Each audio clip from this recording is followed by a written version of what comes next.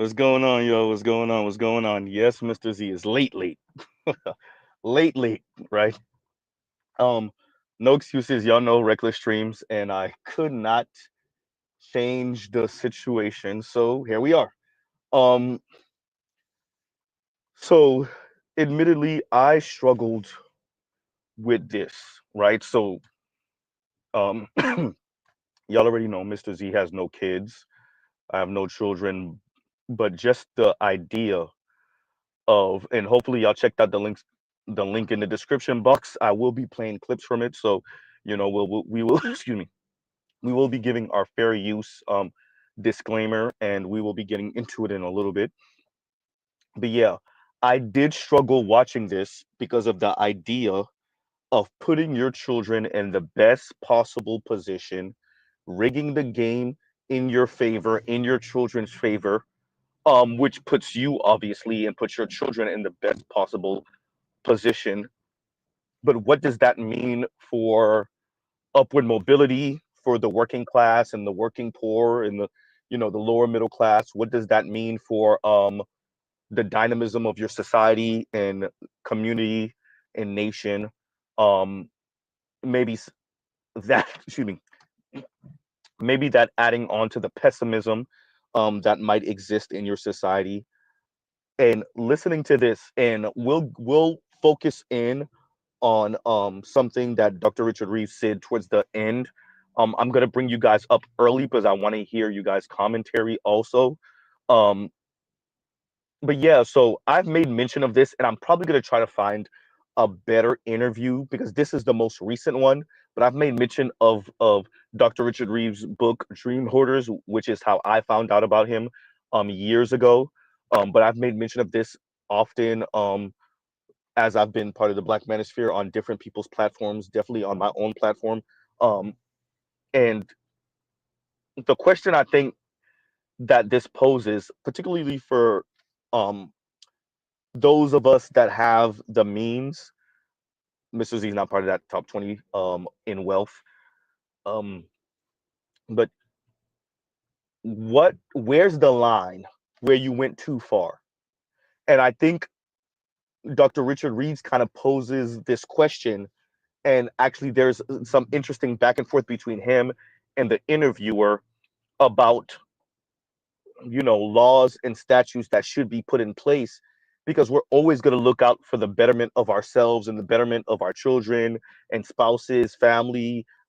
This is where nepotism comes in, right? And if we don't have the institutions to make sure we don't take it too far, we will take it too far, right? So I'm going to play the first clip. Before we do that, though, before we do that, let's make sure we put our y'all give me a second because I want to make sure I do this. Let's make sure we put our fair use, right? Fair use.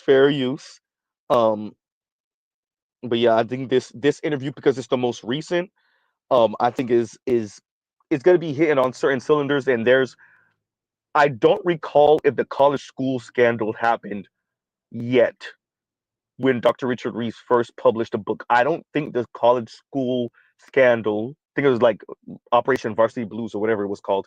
I don't think that had happened yet when he first put out the book Dream Hoarders. So clearly, right? But so we'll go through some of these clips and we'll give our commentary on the other side. But let's play clip one. Once again, fair use, fair use. Good for society. So there are some remedies that are being made by the institutions involved. For example, the College Board, who administers the SAT, is introducing an adversity score. What do you think of those efforts? Yeah, well, they don't call it the adversity score. Actually, that's what it's been labelled. But it doesn't matter. Everyone else does. It's too late. But well, I actually think that those efforts are positively inclined. I think that the intent is good, because what the intent is to say something very straightforward. It's not to lower standards. It is to say that if my kid from upper middle class, Bethesda Chevy Chase, professional, highly educated parents gets 1,200 on his SAT, and then a kid from Southeast DC from a very difficult background who's attending an under-resourced, poor quality public school gets an 1100 on their SAT. I put it to you that that kid is every bit as bright as my kid, probably more, right? Maybe 1,000. We don't know. It becomes an empirical question. But I think the common sense idea that your SAT score is not some measure of your ability that's in a vacuum from the context within which you got it is just common sense.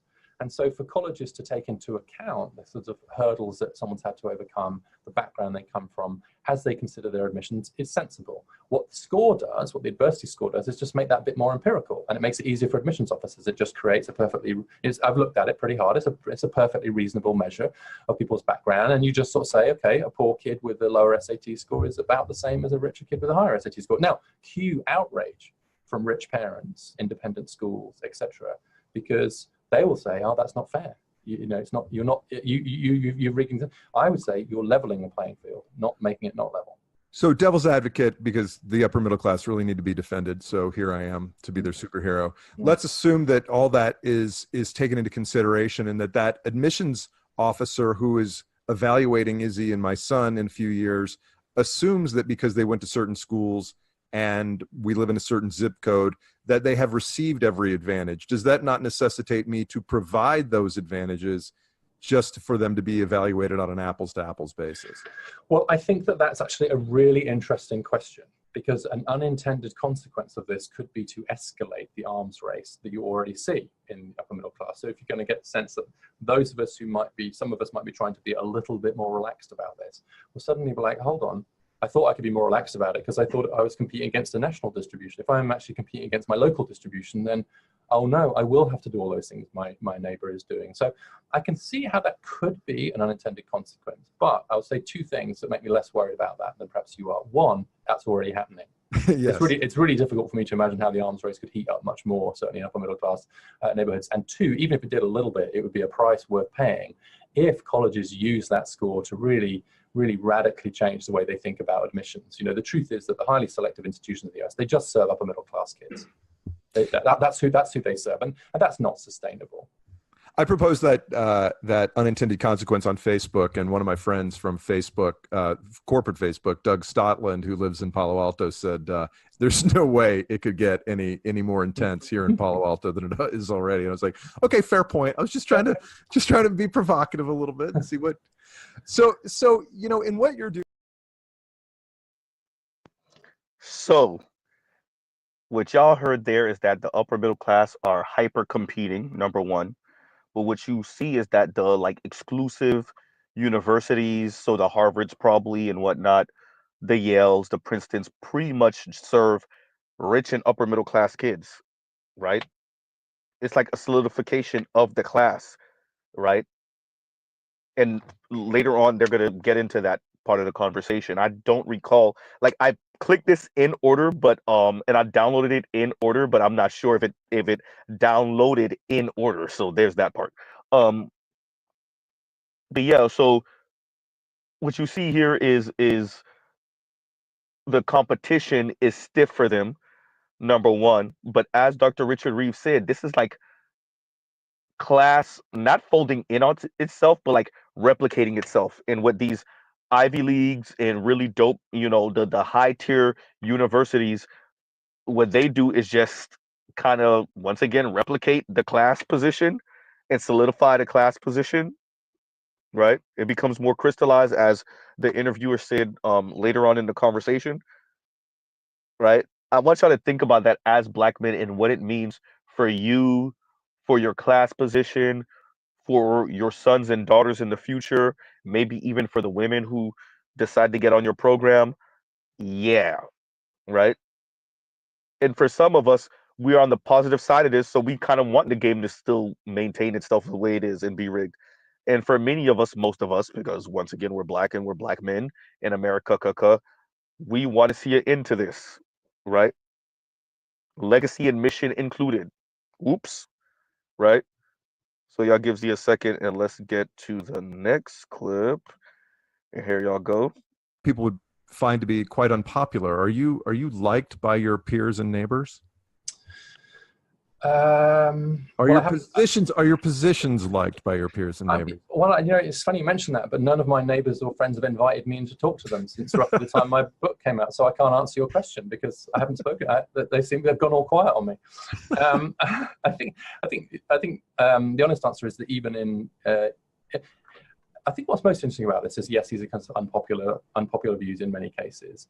But what I've discovered is that very often some of the views and positions people take on this, they're just taking them without necessarily having thought that hard about them. In that sense, they're not to be blamed for them. And so, of course, you'd get your kid in using legacies. And of course, you don't want lots of low-income housing up the road and so on. But then if you say, oh, hold on, let's just walk that through, then you can at least have a conversation about it. What I find most interesting, though, is that quite often it's the sort of free market conservatives who are most pro it, because they're more in favor of freer housing markets. They tend to be more meritocratic.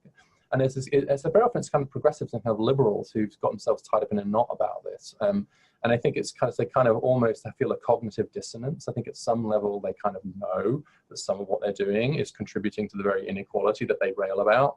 So, they'll be tutting over inequality as they sit in the car outside the house where their child is having their SAT prep, as they read the New York Times editorial. That's kind of the picture you have in your mind. They've got signs outside their front door saying hate has no home here, everyone's welcome, but then they turn up and oppose zoning.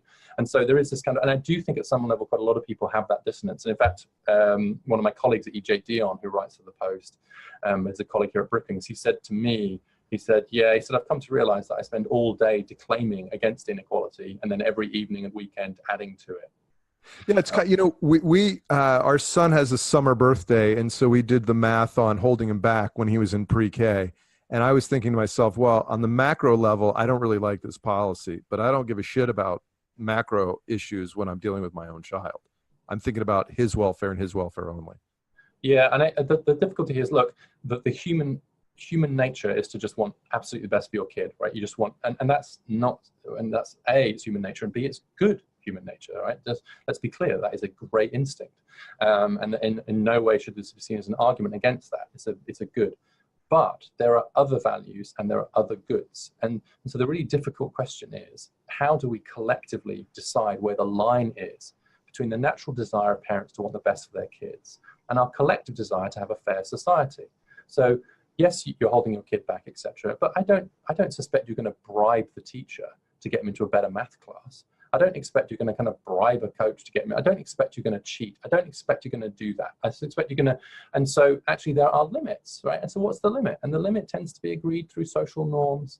It tends to be agreed through, what is acceptable and unacceptable. And I use the example of legacy preferences as one where totally acceptable in the UK in the 19th century became unacceptable in the middle of the 20th century, totally unacceptable now. Just, it may be horrific. You'd never get invited to a dinner party again if you were caught trying to trade on your position to get your kid into college in the UK.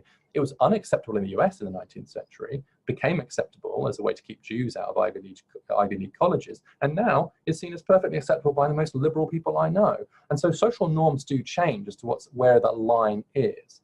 And the goal here is to try and shift the line in a direction which is somewhat fairer, even if it costs some of us in the short term a little bit of advantage, and it costs our kids a little bit of advantage too. We will have to pay a price, but it'll be a small price. And if we're not willing to pay any price at all, then at the very least, we should stop going on about how terrible inequality is and accept the fact that we are selfish, Darwinian, Hayekian, individualists, maximizing our own utility and our own kids' utility up to the limit of the law. Only the law will stop us. And I don't think that's a very good society. Thanks. Hang on. So that clip right there, especially what Dr. Richard Reeves said at the end, and I like how he kind of checked what the interviewer said earlier when he was like, I don't give a issue about, society, like when it comes to my kid, which is understandable. I'm like, we understand this, especially I'm pretty sure you parents out there. But Dr. Richard Reeves also said that let's stop talking about equality and let's admit that we are Darwinian and we are hierarchical and we are all of those things, right? And we could cut the crap with we're working for a more just society, because we're not, right? And so and Ghostomatic says, Z, was this the video you said Richard Reeves was fumbling for a technocratic blue pill solution? No, that's a series of videos. If you watch him on what's the dude's name? If you watch him on Dude's name is right there. The one, the LGBTQ brother that was in Congress when they were speaking about reparations. Damn. Yeah, but you watch him on Andrew Yang. You watch him on different interviews. You watch him. Damn, this dude's name is his face is right there. But you watch him on these different platforms, and he switches it up just a little bit here and there, and you can see he's like searching for the right delivery necessarily, and like searching for excuse me, the right way to frame these things to incentivize the men to get on board, and to be frank with you, to appeal to the women's better nature in their sense of justice, and to appeal to them because they have sons and nephews that hopefully they care about. So yeah, you're watching him kind of try to find and fumble about with the best way to appeal to both men to get back on the train, and to the women to like, hey, if these men, and as a matter of fact, I watched his recent interview he did on, was it the Daily Show? It was one of those joints, right? On Comedy Central type joints. And I'm watching him speaking to the host, who is a woman, and I'm like, bro, just straight up say, who the hell are your daughters supposed to marry in the future? Like like something I think that Dr. Richard Reeves has to appreciate about Americans in particular is you gotta appeal to their selfish nature. You gotta low key threaten them with some dread, threaten them with something that's gonna be out of their control, that might be visited upon them if they don't kind of think about these things differently. Low key, high key, right? Like just posing that question.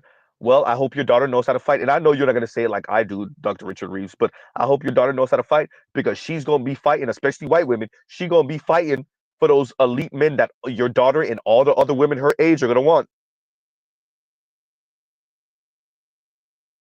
Huh? And Ghost says, Mr. Z, okay, the feminists are mad at Reeves too. Whatever rhetoric he's trying out ain't working. Not only are they mad, I was watching something, and one of these white women said that, well, essentially, the message was that Scott Galloway gives her like sexist vibes or misogynistic vibes. I'm like, God damn, so these are like the softest of the soft to present the information. What the hell is wrong with y'all? How deep do y'all want their tongue up your ass? Right? And that's why I said to Dr. Richard Reeves, you got to come out and say it flat. You're going to have to hurt their feelings. You're going to have to straight up tell them, hey, I guess y'all going to be bumping vaginas. For all of you who you're raising a daughter and you can see your daughter's going to be heterosexual, I don't know what you want her to do. I guess she's going to be out here with having a cat, playing with her cat. So I agree with you, Ghost-O-Matic. It's not just Dr. Richard Reeves. Who was I watching? Who was I watching? It was a white woman, and she pretty much spoke about Dr. Scott Galloway like he has problematic view. And by the way, FD kind of alluded to that on the second interview I had. I'm like, God damn, how deep do y'all want these people tongue up your ass? They're insulting men low key. They're jabbing at men. They're making funnies with you, right? They're letting y'all slip in y'all little misandrist jokes. They're yucking it up with you when you do it, and it's still not enough. Jesus Christ, right? So yeah, Ghost Cinematic, I see it. I see how they're getting at and as a matter of fact, shout out to LAR tying that in, and I'm probably gonna do a different review of that also. Shout out to LAR. I watched LAR's review of Professor Odie's conversation with this young lady about patriarchy and black men, and I watched LAR's review of it, and then I went and watched the entirety, or at least what they posted. Apparently you can find the rest of it on whatever website they have, and I'm considering going to go look for it also. But yeah, um the women don't hear it until they gotta feel it, right? The women don't gotta hear it. The women don't hear it until they gotta feel it. Y'all gives you a second. And we're back. Yeah, but the women don't hear it until they gotta feel it. Whoever so whoever don't hear will feel. Shout out to the Jamaicans. Whoever don't hear will feel, and that's what it is. The women don't hear it until they have to witness their daughters matriculating past their late 20s into their early 30s, talking about the men are not on my level. And Chisel Chin Brad stood me up for the second time. Huh?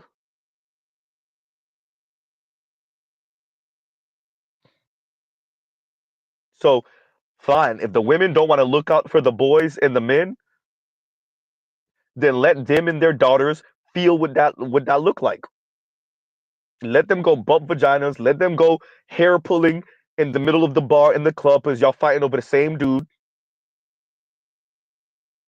Let them be in their 40s, mid 40s, getting pogo sticked in by a 23-year-old.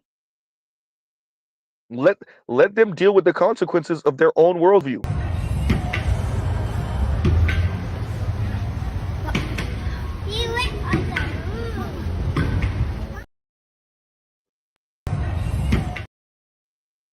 So yeah, Go Selmatic. Yeah, I see them, having an issue with Dr. Richard Reeves, and I see them having an issue with Scott Galloway. Yeah, I see it. I see it. I know.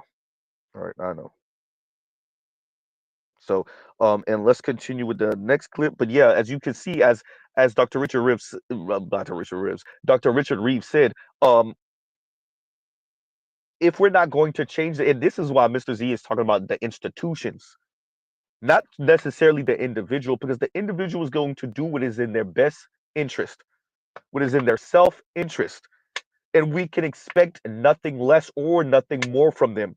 And we haven't necessarily socialized Americans to have a more community mind anyway, and to like maybe not cheat for their children.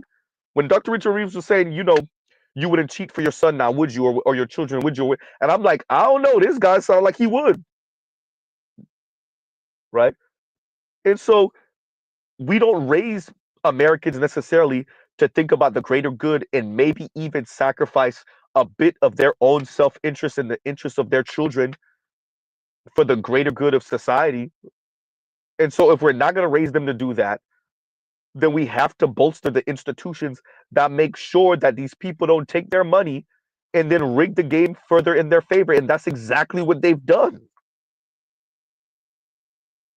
as as expected, right? Huh. So let's play the next clip. So can you tell me more about your concept of a sort, or the concept of assortative mating, and how that perpetuates how that creates a glass floor for those families at the top of the scale? So it's one of the least romantic phrases in sociology. It's the phrase assortative mating. And I'll just say to anybody listening, don't use it on your online dating profile. Don't say, Princeton grad seeking to assortatively mate with similar Ivy League educators. Even if that is what you're doing, just don't say it. And certainly don't use the phrase assortative mating. It's just it's a real buzzkill. On a first date. I think it's a great pickup line your freshman year in college. You meet some attractive person and say, how'd you like to engage in some sort of mating? I'm sure there are some sociology majors who are using that line as we speak in a bar somewhere. That is long-term thinking, And what it refers to, this unromantic phrase, is the tendency of people to marry someone like themselves. And what it used to mean more of is someone who actually more of a similar race or similar religion. What it's come to mean more actually is someone with a similar educational background. And one of the consequences of the huge increase in women's education, both numerically and qualifications, has been to allow for much more matching at similar levels of education. And so you're seeing kind of those four-year college degrees or more tending to end up with those as similar levels of education. And what that means is that you've got these families that can double down on the advantages of having a four-year college degree. I mean, just bear in mind that the only men in the economy to have seen an increase in their wages in recent decades are men with a four-year college degree. Women with a four-year college degree have seen an even bigger rise, but they're the only men. And so you then put those men and women together, in the same household. And what it means is you're effectively doubling down on their wage advantage. And so one way I like to think about inequality is it's a combination of wages and wives. So you're seeing increased earnings inequality within educational categories. But then if the women who've got those educational categories marry the men, then at a household level, the income gap grows even further. And so that tendency to marry like with like by education levels is actually exacerbating inequality. And you're creating these financially just very strong households that can provide every economic advantage for their children. Thus, the cycle repeats itself. Yeah, that's right. And also it means that they get more choice. And so one of the most interesting findings recently is that women with four-year college degrees actually go back to work a little bit more slowly than those with less education after their first child, which doesn't make any economic sense at all. Economically, the textbooks would tell you they should go back to work faster because the loss of earnings is greater. But actually they want to invest more time with their kids. And it's true of some men too as well. And why? And that's because they think that investing time in their kids, engaging with their kids, especially in the early years, is really important for their kids' outcomes. And guess what? They're right. They've read the memos. They're reading all these Brookings reports on how important parenting in early years, at least I hope this is what's happening. Yes. But so they sort of, they've read the memo about the importance of parenting, and they're doing a lot more of it, and they have the economic resources to do that. So, as you heard, Mr. Z, say it with me now. Classmate guarding.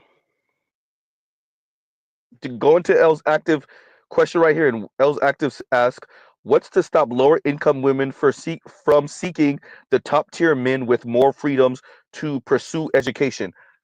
Classmate guarding from the women in those classes. Those men pipe the women. They have fun. They enjoy the women in the lower classes. They don't marry them.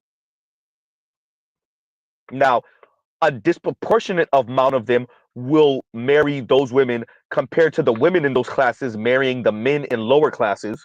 I will admit that. But classmate guarding, right? So once again, as Mr. Z said before, everyone is having sex with everyone. But when it's time to get married, that's when race matters. That's when class matters. That's when all of these things matter. That's when income matters. That's when pedigree matters. Huh? Ethnicity, all of that matters. And you know what that leaves black people, namely black women? Oops.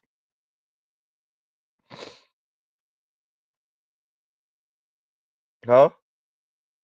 Everybody's having sex with everyone. Everybody's having fun with everyone. But it's when it's time to get married, that's when you see that's when people's fangs come out. Huh? That's when people's fangs come out. And why I said classmate guarding, and why I've made mention of this a number of times, the Kim Fosters of the world and the Leisure Millers of the world, they'll blab and spout off all that feminist crap. They'll turn around and get married. They might have some children in nuclear family. They're more likely to stay married for a lifetime, if not a significant time, 20, 30 years. But they're spouting all that feminist crap. And then your average woman, your working class women, your lower middle class women, your working poor women, they either never get married or they get married and get divorced within 5 to 10 years. And they don't get to reap and live the life that a Kim Foster did or a Leisure Miller did. Huh?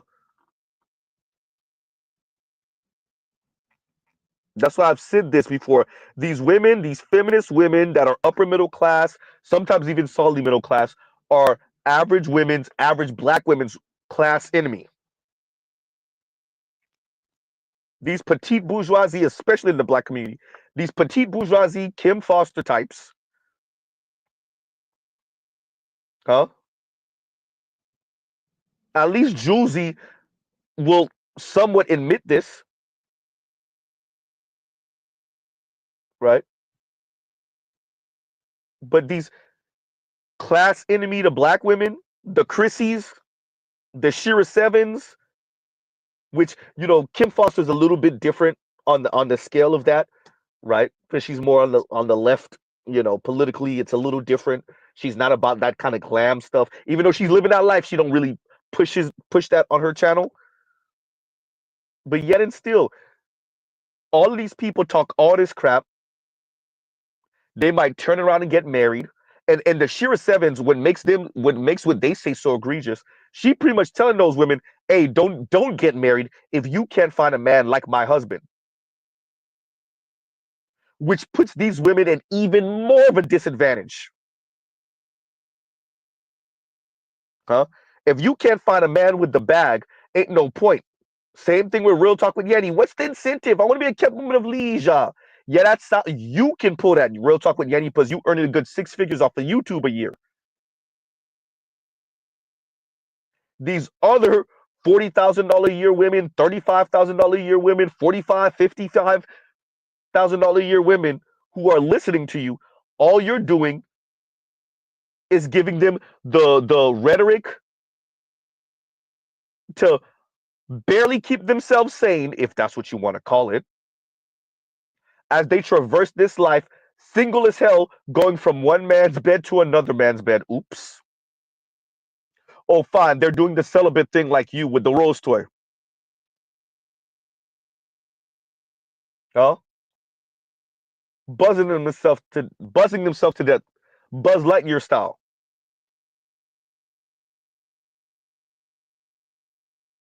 Huh?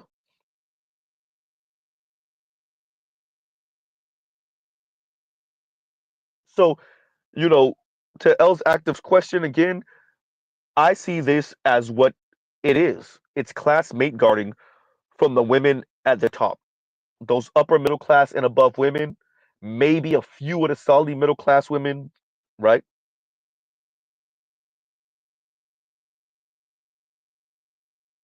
And so what they're doing is replicating class while they dirty mac the rest of us who are working class, working poor, lower middle class. These upper middle class feminists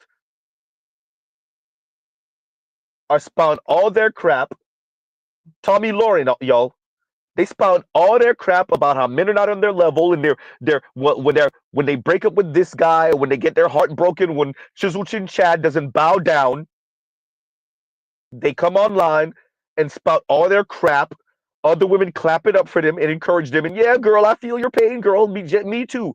Then the Tommy Lawrence do just like she did, turn around and get married on y'all ass and leave y'all out here in the lurch.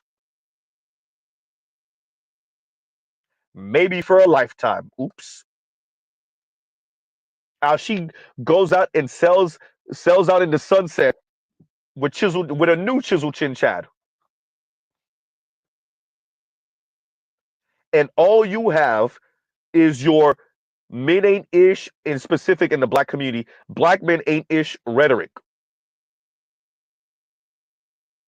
Huh? And this is supposed to work for black women and women writ large. How? He's right, you know. Huh? So that's all it is. You know, at the end of the day, this is classmate guarding, as excuse me, as Z said, and you know, 62% of black women are single. 45 and increasing amount of women writ large in America are single. Check the statistics. Yeah. So that's what it's looking like right now. So let's play the next clip.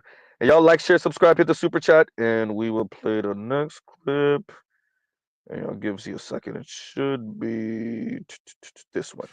So can you tell me more about your concept of the concept of assortative mating and how that perpetuates how that creates a glass floor for those families at the top of the scale? So wait a minute, Z, you played that already, Z. So if I played that already, let's play this one. You rumbled me, and actually it's part of the motivation, frankly, because in some ways you think of the UK as a very class-bound society, Downton Abbey, the Queen, the still got all the lords and all that stuff, and of course all that's true. But actually, if you look at more broadly economic mobility and the chances of people kind of moving across the income distribution between generations, it's actually a little bit higher in the UK than it is in the US, and that seems to be especially true at the top. And so this top 20% in the US pass on their status a bit more effectively in the US than in the UK. And so one of the things that I grew up hating the British class system. I hated how dominant class was, and people constantly going, what class are you? What class are you? There's snobbery, inverse snobbery, and how great to come to a country where everyone wears baseball hats and we're all basically equal. Well, it turns out they're really not, and that actually the mechanisms of class reproduction in the US are just a bit better camouflaged than in the UK. There's a kind of veneer of classlessness that sort of disguises the class machine. But let me tell you, it is every bit as ruthless in the US as it is in the UK. So let's talk about some of the factors that lead to this this class structure that we have here. You have a quote in the book from Adam Swift that says, what one's parents are like is entirely a matter of luck. What one's children are like is not. What impact does parenthood and marriage have on this class structure that we have? Well, the class gap in family structure is wide and growing. And it's interesting that now you're seeing marriage is strongest at the top of the distribution. It used to be the case that middle-class Americans actually were more likely to be married than those at the top. That's now reversed. And so actually marriage isn't declining at all among college-educated Americans or among those in the top 20%. It is declining for other Americans. And so the question then is like, what does marriage matter? And it turns out that marriage matters mostly as an expression of you've planned your kids, you've decided to have the kids together, you're ready to have kids, you're committed to the idea of raising your kids together. And so it's a kind of signal of parenting commitment and this kind of long-termism. And so what that means is that the skills that kids develop, the kind of environment they grow up in, is much more conducive to them able to kind of learn and develop. And that there's nobody across the political spectrum that doesn't think family stability isn't important. And to the extent that you provide that through certain institutions, that matters too. And so that in a sense, that's one of the factors that contributes to this intergenerational inequality. And that's not to say there's anything bad about it, quite the opposite. Obviously, you know, these parents are doing the right thing by trying to provide this kind of stability for their kids. But the implication of it for the kid, who, again, going back to Swift, doesn't choose their parents, it is profound, because it means that if the dice rolls the wrong number for you and you end up in a different family, then your chances of developing those skills are much less. And there's nothing inherently fair about that. One might argue that staying married is a benefit that's available to anyone. How would you? Why? I'm not sure where the follow-up there is, but if a faithful marriage is arguably available to anyone, what are the factors that create lower long-term family structures in the bottom 80%? Well, I agree with you that it is available to everyone, and I think that the push towards intentional, committed, and engaged parenting is for everybody. And I don't think that there should be any embarrassment about saying it is better to be an engaged parent. It is better to be committed parents. It is better to spend time with your kids. It's better to. You didn't answer the question, Mr. Reeves. I think to claim otherwise is to fly in the face of the evidence. So then the question is like, well, what's changed? What's changing? What's apparently making it harder for some Americans, middle class and poorer Americans, to kind of create those stable family environments? And here I think the economics and the social factors kind of reinforce each other. Because if you don't feel economically secure, then you're much less likely to be kind of making those committed relationships with kids. If men in particular have seen their wages dropping and men still have an expectation of being able to earn a certain amount of money, and women may have it of them, then that will undermine marriage as well. And in the meantime, you're still seeing people having relationships because people want to have relationships and people want to have sex. And then what's happening then is that sometimes the result of unintended pregnancy is that you have a child that you shouldn't necessarily be ready for. You try and make a go of it, but it doesn't necessarily work out. And so you get much more turbulence. And so what I'd say is that economic volatility and social volatility, economic security and social security, they do kind of interact with each other. And basically the conservatives are happy talking about families and marriage and commitment, and the liberals are quite happy talking about low wages and cycles of poverty and so on. But ordinary people are well aware that both of those things matter and that they interact with each other. So money is the motive. Why couldn't we just get to money is the motive? The women said, hey, if I can't have him up there, I don't want nothing. Right? Like, I've said this before. If we live in a capitalist society, we got to admit how that's affected everything and everyone and the way we think. the way we move, the things we advocate for, right? And like the women might pop all that crap about egalitarianism, et cetera, et cetera. And this is what you saw with Professor Odie with that conversation. That's why I'm going to cover it. Shout out to LAR for getting to it. They might pop all that crap until you present them with what that actually looks like. And they might be down with it if you got money. Simply put, the women in the lower classes said, I'm not marrying because he don't earn enough. The women higher up in the higher classes said, okay, if he make $1 or $2 less than me, yeah, maybe. I'm already upper middle class. He's upper middle class too, but he makes a couple dollars less. But the women further down in classes said no, or they will get married, have that child in nuclear family so she doesn't get looked at a certain way, and then she's filing for divorce on your ass within 5 to 10 years. Definitely 5 years if you're black. Huh?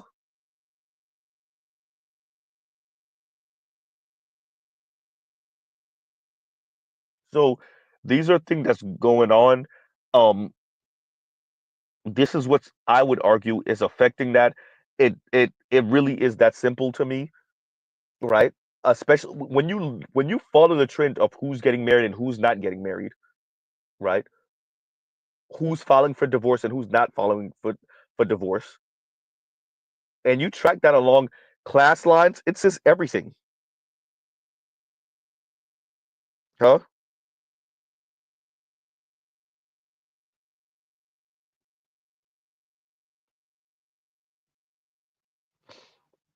In Compassion, it says, by Reeves' logic, if marriage is a signal of a commitment to stable parenting, black women aversion to the institution of marriage is a signal that quality of parenting is the last thing on their mind. Yeah, lifestyle is getting on the same level with that white yitch is, right? Getting on the same level as that white yitch is, white yitch is. That's their thing, right? And what I would argue, black women, a number of Latina women, and certain working class white women are saying is that they're not going to get married. I would argue eventually, if you let this play out and we don't have a system change, you will find I think eventually, if we don't go full on Mouse Utopia project, it's going to be the women of higher classes that have the children, and working class people would not be having kids. Lower working poor people would not be having children. I know that sounds so insanely far fetched to everyone because that is the complete opposite of what we've been seeing throughout time. I don't know, right? There's the way the system is set up, right? Is it rewards you for certain behaviors, which is understandable. That's how you incentivize positive and constructive behaviors in your society.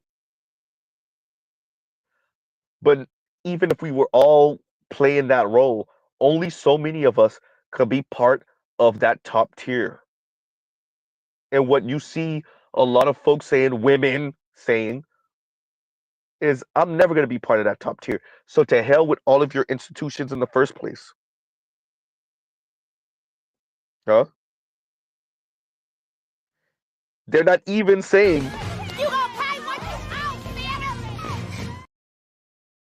they're not even saying that. They saying to hell with all of it. Right? So let's see if we want to play the next clip. Give me a second, y'all. Let's see. That was 1, 2, 3, 4, and that was 5, I think. Let's see. It should be this one. Right? And college is the point where all these issues become crystallized and just kind of writ large, especially in a world where we have celebrities being busted for bribes to get their kids into college. Now, I personally look at that and go, well, that's an insane person just caught up in some crazy, hothouse behavior.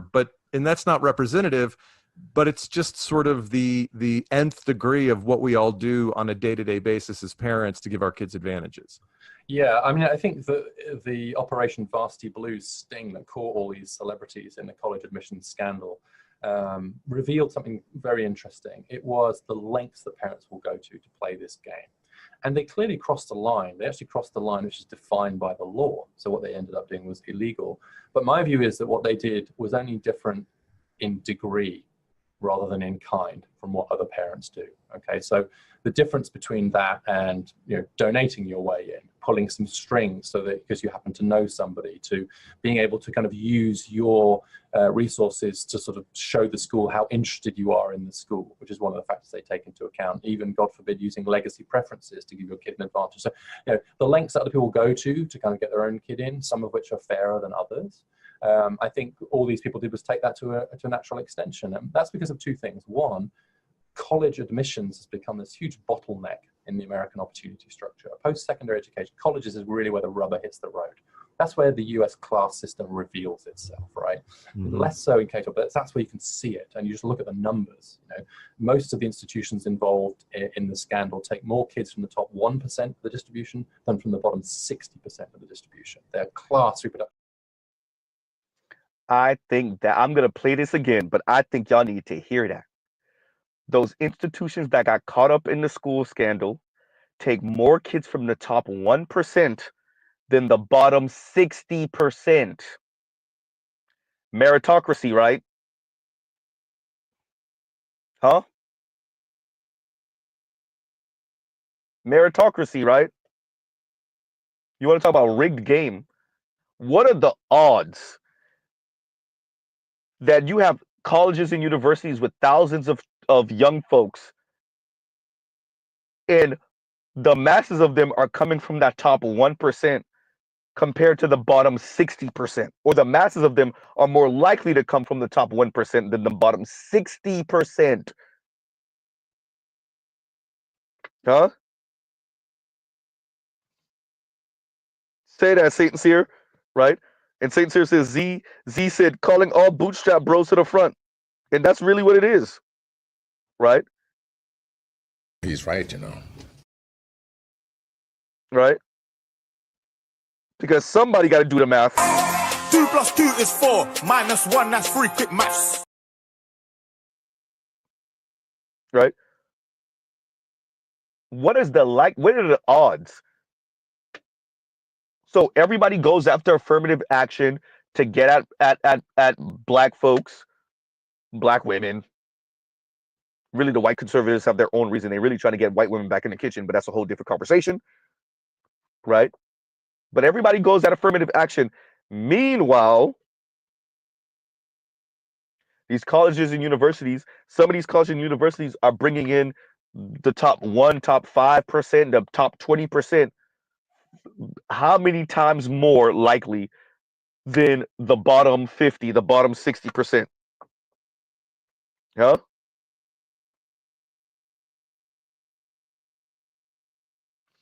Thank you, Trell. And Trell says a system of rinse and repeat. Landon says the U.S., the anti-meritocracy. Yeah. Right. So let's play that one more again for y'all, and we will. I want to play the next clip because I don't know if I played it before, but I'm gonna finish this one and then we'll get back to the next one. Right. And college is the point where all these issues become crystallized and just kind of writ large, especially in a world where we have celebrities being busted for bribes to get their kids into college. Now, I personally look at that and go, well, that's an insane person just caught up in some crazy, hothouse behavior. And that's not representative, but it's just sort of the nth degree of what we all do on a day-to-day basis as parents to give our kids advantages. Yeah, I mean, I think the Operation Varsity Blues sting that caught all these celebrities in the college admissions scandal revealed something very interesting. It was the lengths that parents will go to play this game. And they clearly crossed the line. They actually crossed the line which is defined by the law. So what they ended up doing was illegal. But my view is that what they did was only different in degree rather than in kind from what other parents do.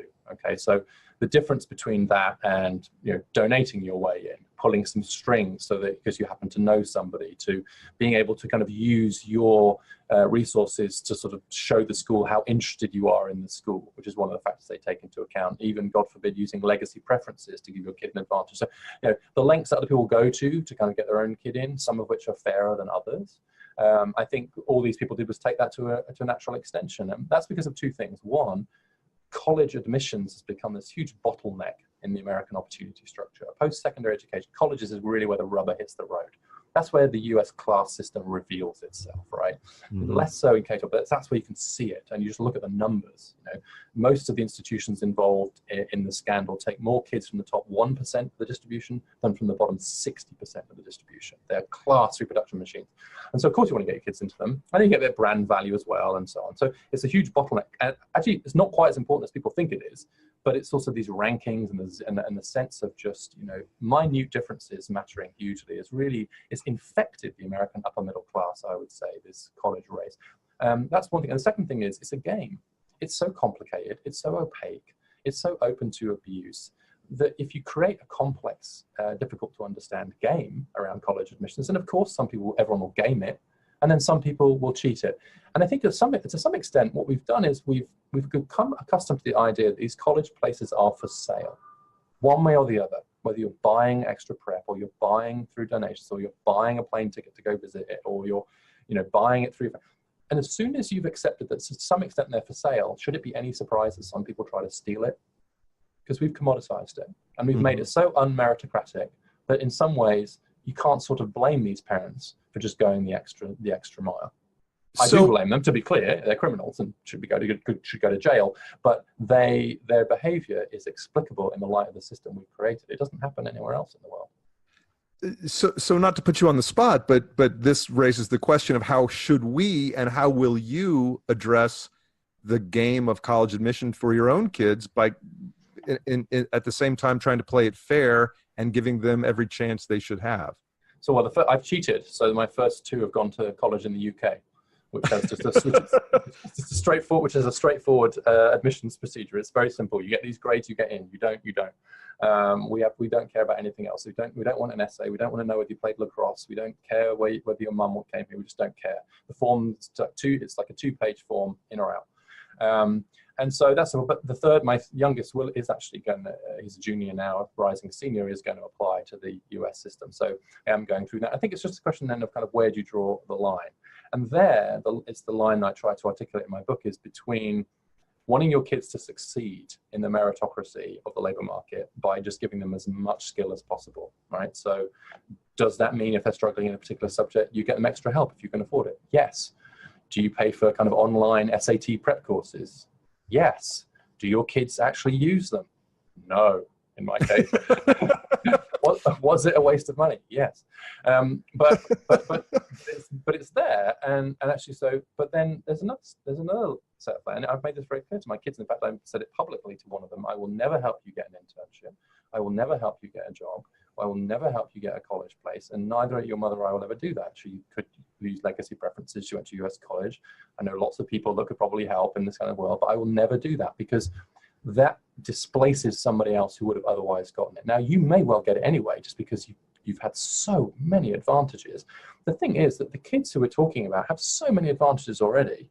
Izzy being a kind of good example, but my kid's the same.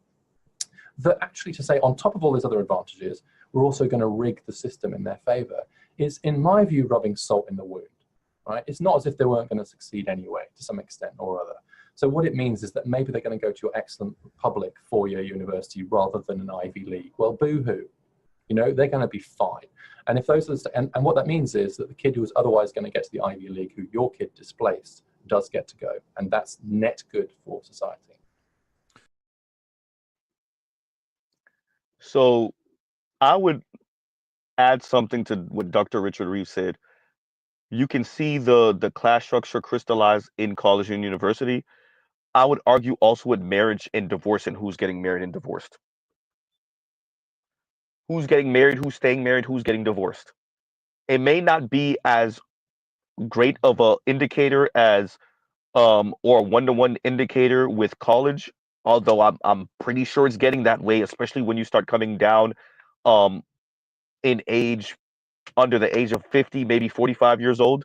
Um, but I think also who's getting married and who's staying married is also a really good indicator of crystallizing this kind of class and opportunity and yeah, right.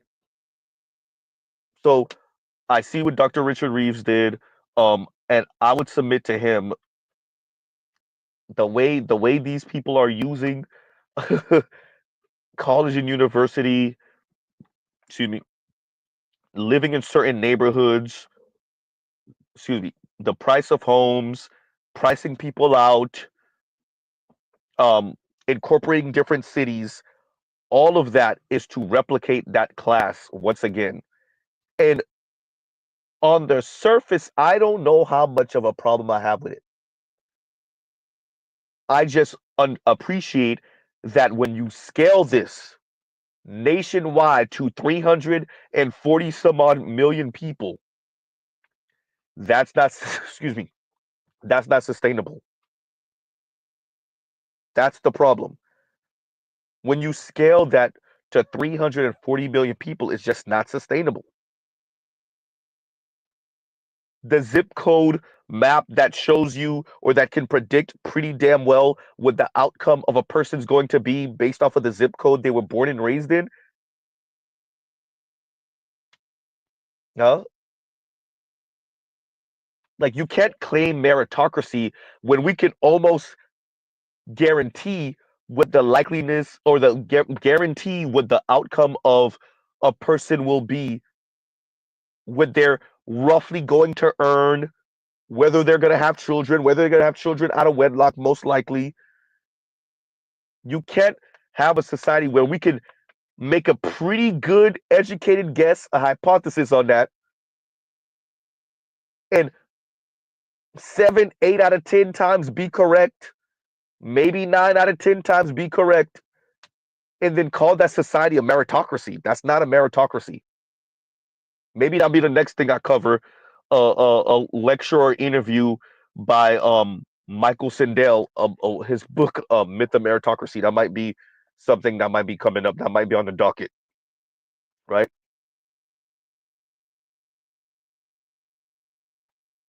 Uh, the current system is not sustainable. Your entire society will atrophy and break away if this is left to continue. Because you can't have this kind of stagnant, class structure and social media and the internet simultaneously. If you want to know why China made sure that all those lifestyle influencers in China, the Chinese government, the CCP was going after all of those people, was they understood that, yeah, our class structure is already atrophying that quickly, huh? But we can't have you glam influencers showing these people that you're opening the package to this $5,000 purse you just bought for your lady, huh? That's true. And Compassion said, no, no, no, Z, we got to do the Powell memo. We got to slow walk these Negroes into deep waters, bro. This true, right? 8 foot pool, right? 8 feet deep pool. That's where we going, right? Absolutely correct. Absolutely correct. And Oliver the Great, thank you for the super sticker. Thank you for the super sticker. And for that, you get one of these. Give Z a second. You get one of these.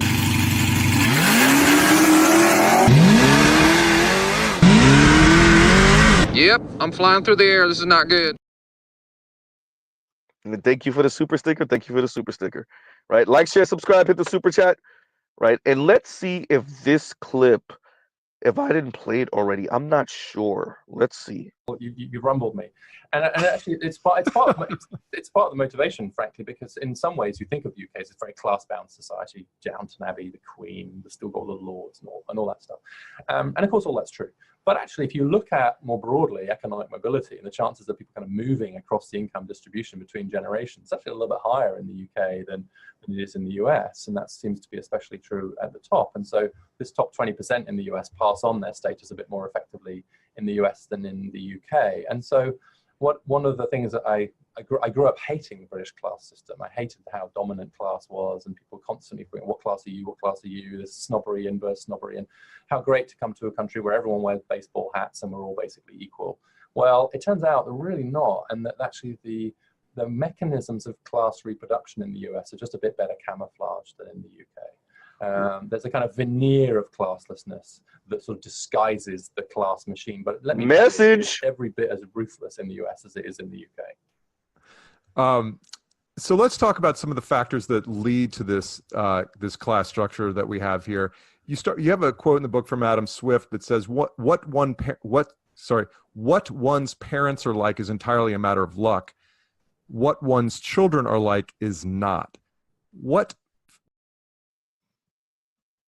Right. So I definitely want to play that again. Shout out to Compassionate because he quoted it. Right. So yeah. So you heard him, and then Dr. Richard Reeves says that multiple times, which is, and as a matter of fact, in other interviews, he actually says there's a bit more social mobility in the UK than in the US. So there's that. Number one. Number two, on a other interview, he said something like when he worked for the UK government or one of the governments in the UK, he would have conversations with people, and they would be like, "Yeah, we just got to bring the people that are further down, further up. We just got to bring them up, right?" And he said to them, "Really black pill stuff. You realize to bring them up, somebody got to fall, right? Like there can only be 20% in the 20%. They can only be 30% in the top third. In the top third, they can only be a third. You realize to bring those people up, people got to fall." And he said those people will get quiet. The fact that people don't think about that, like, it's fascinating to me. It's frightening and fascinating to me that you never actually considered for people like, and it's this win-win idea. It's this whimsical, Disney-esque, absolutely immature way of viewing the world. Absolutely insanely immature way of viewing the world. For some to move up, some must fall. Right? You live on a planet with finite resources. There is no way that everybody's going to always be upwardly mobile. That's not how this works. Right? And once again, Oliver, thank you for the super sticker. Thank you for the super sticker. And KMS says, and thank you for the super chat. KMS says, and like, share, subscribe, hit the super chat. KMS says, Black Pill. I don't see how this is fixed without torches and pitchforks. If you look at it from a system standpoint, XX are spoils of war, and right now they are the tools of the technocrats in the fog of war between men. That is a great way of seeing it and thinking about it to me. Right? As a matter of fact, they are also, they are also a tool of war being used against the men, the masses of men. I agree with you.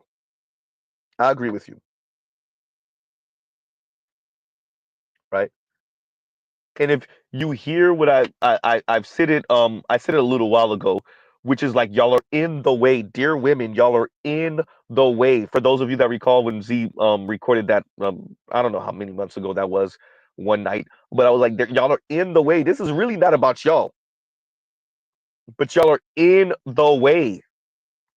And I'm going to cover something else from Dr. Richard Reeves soon enough, right? Where the conversation he had with Ezra Klein. I think that one right there, he drops a lot of jewels. I covered it already, but now that Z knows how to do this, we gonna cover it again. That way y'all can get clear sound and hear what Dr. Richard Reeves is saying. Because I listened back to it and it was really low. And I reshared it maybe a month or two ago, more like 2 months ago or 3 months ago. I'm going to cover this again so that y'all can hear this again, but this time clear. And I know I have more subscribers now, and I think y'all need to hear these things so y'all can move accordingly to whichever fits your life.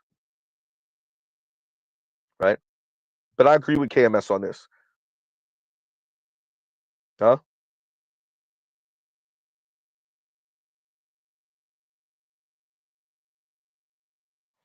And Els Active says, there's already a wild statement. That's already a wild. I said, that's already a wild statement, Z, in itself, as there is little social mobility here, especially now.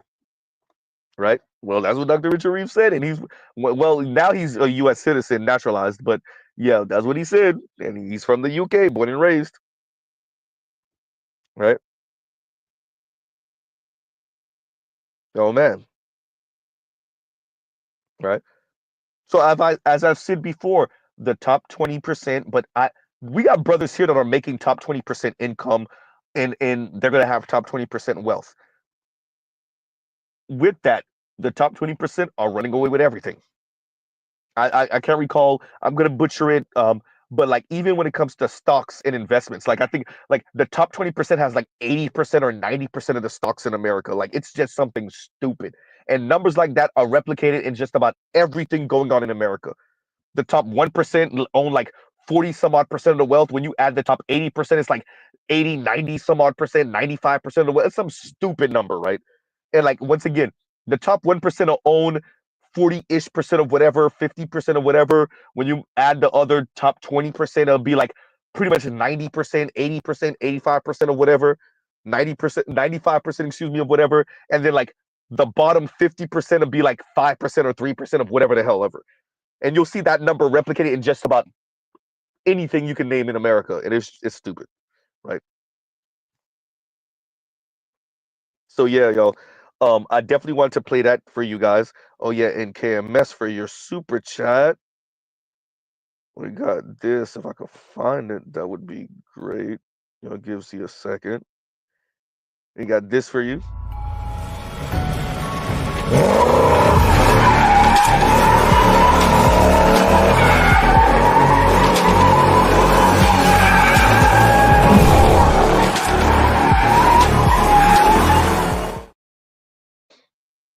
All right, and once again, thank you for the super chat, KMS. Thank you for the super chat.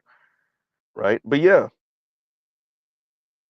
and that's what. Oh yeah, and KMS continues. Let's see this, and he says, to extrapolate out further, do we want a society where the top 5% make 400K a year and live in a gated community, or the 5% make 800K a year and live in a guarded one? This is the only conversation worth having, and it's among men. Well, I've said this before. Do we want a couple more black billionaires in America, or would we rather have a few more 100,000 people in the black community, namely black men who earn, at the time I said $70,000 a year or more. Now with this economy, let's bring it up to like 95, $100,000 a year or more. I don't want to say 100. I'd rather say 90. But yeah, would we rather have a few 100,000 more black men in particular earning 90+ thousand dollars a year, or will we rather see another black billionaire that we could brag about being a black billionaire, but it really don't mean nothing for the rest of our lives? Right? And with that one, KMS, you get another Z doing a donut.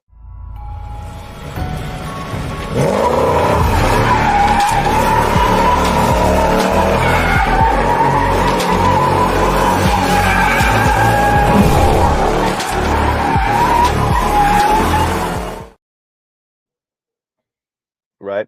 And thank you for that, KMS, and thank you for that super chat. Thank you for that super chat. But these are conversations that I think we need to have. I know this is not the usual. And like I said, I'm going to be covering some different stuff this year. As people come back to manosphere talk and man stuff and these yitches ain't ish stuff and whatever the hell they talking about, particularly the white guys. But as people come back to this, because we're kind of out of political season now, although it's always political season, Mr. Z is going to go the opposite direction, and we'll still be talking about how the 304s is acting up, obviously, but we'll be speaking about social issues, politics, and how this affects all of us, because it does. And yeah. Mm. Oh yeah, I'm gonna cover that also eventually. Els Active says millennials are the first generation to supposedly be doing worse than their parents. What social mobility? Say that. Right. I'll be covering that eventually. Right. Exactly. Right. As a matter of fact, here y'all go. Let me put this in the chat now because I have some things I have to do and I don't want to be too quiet for too long. So here y'all go. Right. Links in the chat for all of you. But yeah, so that's something I think what Dr. Richard Reese presented here, I think what he said at the end of, I think it was the third clip I played, where he just admitted, like, all right, then, if y'all don't want to change anything, then fine, then just admit that this is hierarchical and all of that other stuff. As a matter of fact, as y'all come up, I'm gonna play this while I wait, and yeah, we'll come back on the other side. So that we have to stop using nepotistic networks to hand out all of those sorts of opportunities. And then we also have to really think hard about the way that we're zoning our neighborhoods. And we all need to become YIMBYs rather than NIMBYs, and think about the way the housing market works against lower income people, because housing in the US is a mess and it's actually perpetuating inequalities. And you'll get people who are like screamingly liberal on other issues who then turn up to housing board meetings and oppose the creation of more affordable housing anywhere near their neighborhood. So can you talk a little bit more about zoning and how that really affects? I mean, I get the fact that if I'm going to go to a public school, I'm going to want to live where the best public school is, and that's generally where the most affluent neighborhoods are. Yeah. Is that the number one thing that you're talking about with zoning? Well, it's actually the way that different systems combine here. If you have a schooling system that's mostly geographically based, and then you have local zoning regulations, and then you have a tax system that encourages home ownership, especially for the wealthiest, then you've created an almost perfect storm, because it allows me to buy an expensive house in Chevy Chase, very close to Bethesda Chevy Chase High School, where my kids can go to school, just an excellent kind of public high school. It's a perfect system. And by the way, the federal government then gives me a massive tax deduction for doing that. The only thing that could ruin that is if lots of lower income people moved in or near my neighborhood. But fortunately, my local government allows me to prevent that happening through zoning laws, and usually just by keeping the existing zoning laws in place and resisting any changes. And I can make up some environmental stuff or some BS about parking or shade or something like that, to just sort of hide the fact that I'm really just kind of looking after my own. And look, I know I sound like I'm belittling it. I understand these are challenges, but at the margins, unless we're willing to loosen up our housing market a little bit, then it just continues to exclude people from these neighborhoods and from these schools. And that's a form of hoarding. And so we have to be very careful about the way that we rig the housing market in a way that allows us to hoard both the financial but also the social and educational opportunities that we want for our kids, rather than sharing them more broadly by somewhat loosening the housing market. So I think in those three areas, at the very least, college admissions and legacies, the way we do internships in our own institutions and elsewhere, and in the way we zone our neighborhoods, we can all make a difference. And those are all on the kind of unrigging the market side. And then there's a whole bunch of other policies which are really just about leveling the playing field around training and education, which we could get into. Can you talk for a moment about the detrimental effects of 529 plans and the mortgage tax interest deduction? The mortgage interest tax deduction. Yeah, so one of the peculiar things about the US, by comparison to other countries, it does a lot of its social policy through its tax code rather than directly. So that's true not only of things like mortgage interest deduction and 529 savings accounts, but also income tax credit, childcare tax credits, and so on. So it's a feature of the US that it does that. And two of the features that stand out are the ones you've mentioned: mortgage interest deduction and 529 college savings accounts. Almost all of the value of those goes to people in the top 20% of the distribution. And that's for a good reason. It's because the people in the top 20% of distribution buy expensive houses and save for their kids' college. They have the money to buy expensive houses and their money to save for their kids' college expenses. And so they're highly regressive elements of the tax code. And they also don't really change behavior very much. They don't really encourage home ownership. They just encourage people to buy more expensive houses. And they don't really encourage college savings. They just have people put their college savings into those 529 accounts. So they're really just giveaways to the upper middle class. But the upper middle class have now come to feel quite entitled to those benefits. They're effectively welfare for the affluent. And yet, if you try and take it away, they have a very, very violent reaction. So these are some things that people hold quite dear in the United States. Your you're saying some things that a lot of people would find to be quite unpopular. Are you? I swore that I played the right clip. I played the goddamn wrong clip. It was the second one, not the third one. I'm sorry, y'all. But yeah, no, but yeah, go ahead, Compassion. I'll play it a little bit later. Go ahead. No, that was I mean, it kind of spoke to some of the issue of it's the wealth gap at this point. I mean, you can't even really have these conversations. I get Richard Reeves they essentially dancing around the fact that the wealth is being hoarded by the upper 20%. Yep. And not just that. And the opportunities. Yeah. It's like, yeah, of course you can, what do you say, addressing access to education and legacy enrollment and these kind of peripheral things. But if you really want to get to the crux of which he kind of did by the end of the video, which essentially was that shit, it's the rich have welfare programs in this country. Yep. Plainly. Here we go, though, Compassion. If you said greed is good in the 80s, if you're not breaking up these monopolies and near monopolies, how do you not think that's going to be replicated all throughout your society in different things that others might think have nothing to do with this, but then we see it replicating all across the board and everything? Right? Yeah, I guess class was going to naturally. Go ahead. It's cool. It's cool for everybody to be greedy till it's not cool, and that's where we starting to get to. Where it's starting to contradict itself. Well, yeah, because you can't scale that. Once you start scaling that, you have issues societally, right? And I think that's what Dr. Richard Reeves was saying earlier, which is like, yo, like you looking out for your kid this selfish way is understandable and expected, but I have to, as a technocrat, I have to create laws and statutes to limit that, because if we scale that, then we have, well, what we have now. Yeah. Go ahead, so yeah, go ahead. Yeah, go ahead, KMS. No. The compassionate Hallis said is absolutely right. I mean, it's all good to be greedy till people start playing Super Mario Brother games, and then all of a sudden we have to start looking at. Yeah, you see that? Yeah. And he comes from that type of class too, by the way. Yeah. I mean, but I'm glad that you're having this conversation. I really do believe this is the only conversation really worth having. I mean, it depends on what society do you want. You're going to have to give the majority. Like, I mean, Sergeant William P speaks to this eloquently. He more or less says you got to give people who are doing what they're supposed to do rewards for doing what they're supposed to do, and it appears like we're not doing that. And it's a situation where I said I don't see this being resolved without pitchforks or torches. It's not necessarily the aggressive act of storming the castle. It could also be just the passive act of, well, I'm going to just enjoy these bread and circuses.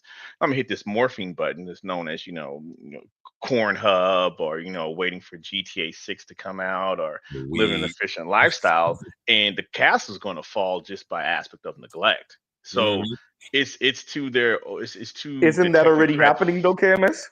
It's happening right in front of us. I mean, and it's to the technocrats' ultimate detriment. And I had this conversation with my wife all the time. I'm like, hey, what society do you want to live in? Do you want to live in a society where you make $300,000 and you live in a gated community, or due to whatever opportunities you have, either through your family or you just being talented, you just being in the right place at the right time, you make $800,000. It's just the same percentage of society, basically, but now you're in a guarded community, and almost that money's tied to security. I mean, do you want to live in Mexico City? I mean, and it all depends on how you want to do this. But I don't see this conversation being resolved without some form of conflict. But CKMS, to your point, maybe the simplest answer is the right one. Maybe we have dumb technocrats at this point.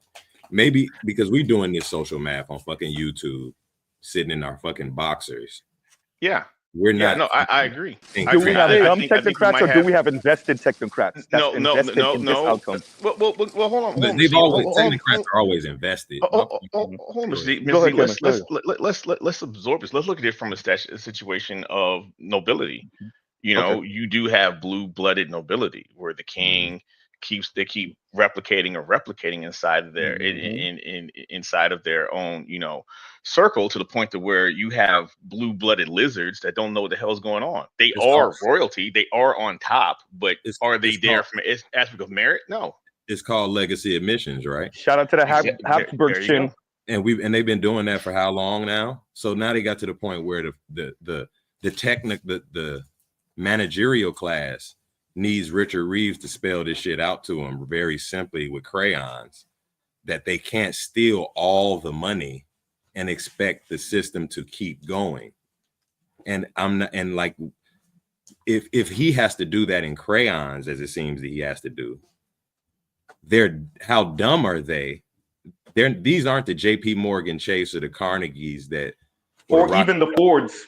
Or the Fords they was evil money hungry, greedy motherfuckers, but they understood. But they did know that their worker had to at least be able to afford to buy the fucking car they're making. They at least built a goddamn library to make it look like they gave a fuck. They understood that they couldn't steal it all, even though they were trying to. They built you a golf course to play at after you got off of work. Exactly. They build you a store on top of where they build the place where you live and pay rent. So once you pay rent, so you can go to work, you can also buy stuff in the same place. They give a couple scholarships out. They do the philanthropic shit.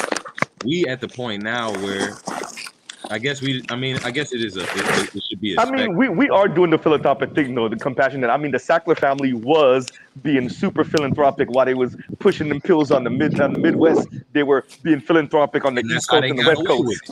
But that's how they got away with it, Z. We got the generation of technocrats that are not even evil, not even conniving enough to finesse it, which is going to break the system. You know what? Goddamn KMS, I got to agree with you on this one. They're true believers.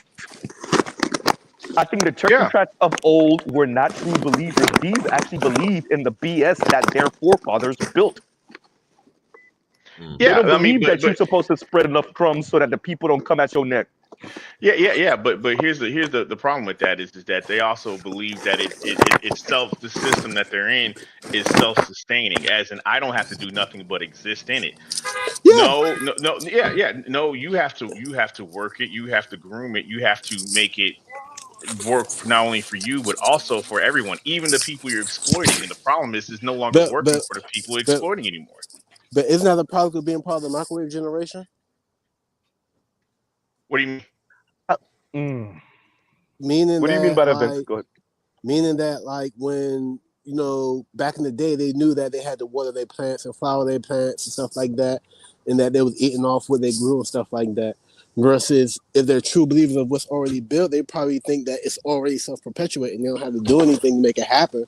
They just think it's going to be like this forever. Also thinking about how stupid do they really think that the average people are? And go back, I think KMS, even what you said, I think the other day, what you were saying the other day about the law of stupidity, where how much money a person makes and how much education they have really doesn't really have that much to do with how stupid they are. No, you are 1000% right. No, you're absolutely right. No, a stupid person is someone who doesn't who hurts people, maybe unbeknown to themselves or known to themselves, but they also don't benefit themselves either. Though how they're acting is absolutely stupid. You are correct. Stupidity okay, my bad. No, you're right. Stupidity has no economics. Stupidity has no economic floor or economic ceiling. You're absolutely right. I think what we're seeing right now, though, is I read this book. BTS recommended this book. It's called The Evolution of Civilization, and in there, the bigger thing I can understand from that is what really, blew me away was the whole idea of instruments and institutions. Yeah. Instruments are a system that follows a certain directive to get something done, but institutions are self-sustaining. Institutions only exist for the situation of their own existence. It really has no direction or any goal involved in it like an instrument would. Yeah. So I think what we're dealing with now, we're dealing with a society that's almost like a beached whale. It's literally going to collapse under its own weight. Think about this, right? We're talking about people who like the technocrats and stuff like that. Think about what happens to a place or institution when the leadership is stupid and how it changes the whole pace and direction of what's going on in the institution. No, no, you are absolutely right. We're I really think this is saying the where exact same thing. no, I think this is where JD Vance comes in. I think this is where Vivek comes in. I think because you know you know, racism, anti-blackness aside, and whatever the hell. But no, I think I think that's what they think they're doing, is saying, hey, we done became a little too gluttonous, right? We're doing too little to shore up what Yes. our forefathers stole and graved and killed for. Like Then, we it's not as then, self-perpetuating as Vince said, and I think yeah. the JD Vances of the world and the Viveks of the world, I think especially the JD Vances of the world, are trying to say that, Do But the you, right? do hey, Yeah. hey, you know what president I really admire? Like the one president I really admire, except for George Washington, even though he had slaves and shit. Who, Jimmy FDR Carter. or Jimmy Carter? Nah, There, Jimmy. I thought you were gonna say either Teddy or FDR. Other than that, if it they wasn't gonna cool be too. Lincoln, yeah. They cool too, but for the modern day, like contemporary, Jimmy Carter, because what he said, and I'm gonna say it very vulgarly. Excuse me. Y'all are consuming too goddamn much. Y'all need to chill. Everybody said, all right. Everybody just nodded their head like you got a point and still kept doing what they're doing. Look where we are now. Jimmy Carter told us do not be over consumers and capitalists, and look where we are now. I do agree with that, but I understand that sentiment. I'm not big of a fan of Jimmy Carter for mainly for the reason that he was also Hey, one of the don't get it founders. mistaken. That's the only reason why I like it. Okay. No. I get you. Because the reason why there's one reason why I do not like Jimmy Carter is because he was one of the founders of the Trilateral Commission, and he wrote a book. Well, he wrote a pamphlet called "The Crisis of Democracy." Actually, I'm shocked that it's still available. Anyways, what to summarize more or less they said is that all the revolutionary actions that happened in the 50s and the 60s in our society, where people really started demanding, hey, what are the rich doing? What can we do for to get welfare and more or less equality for all?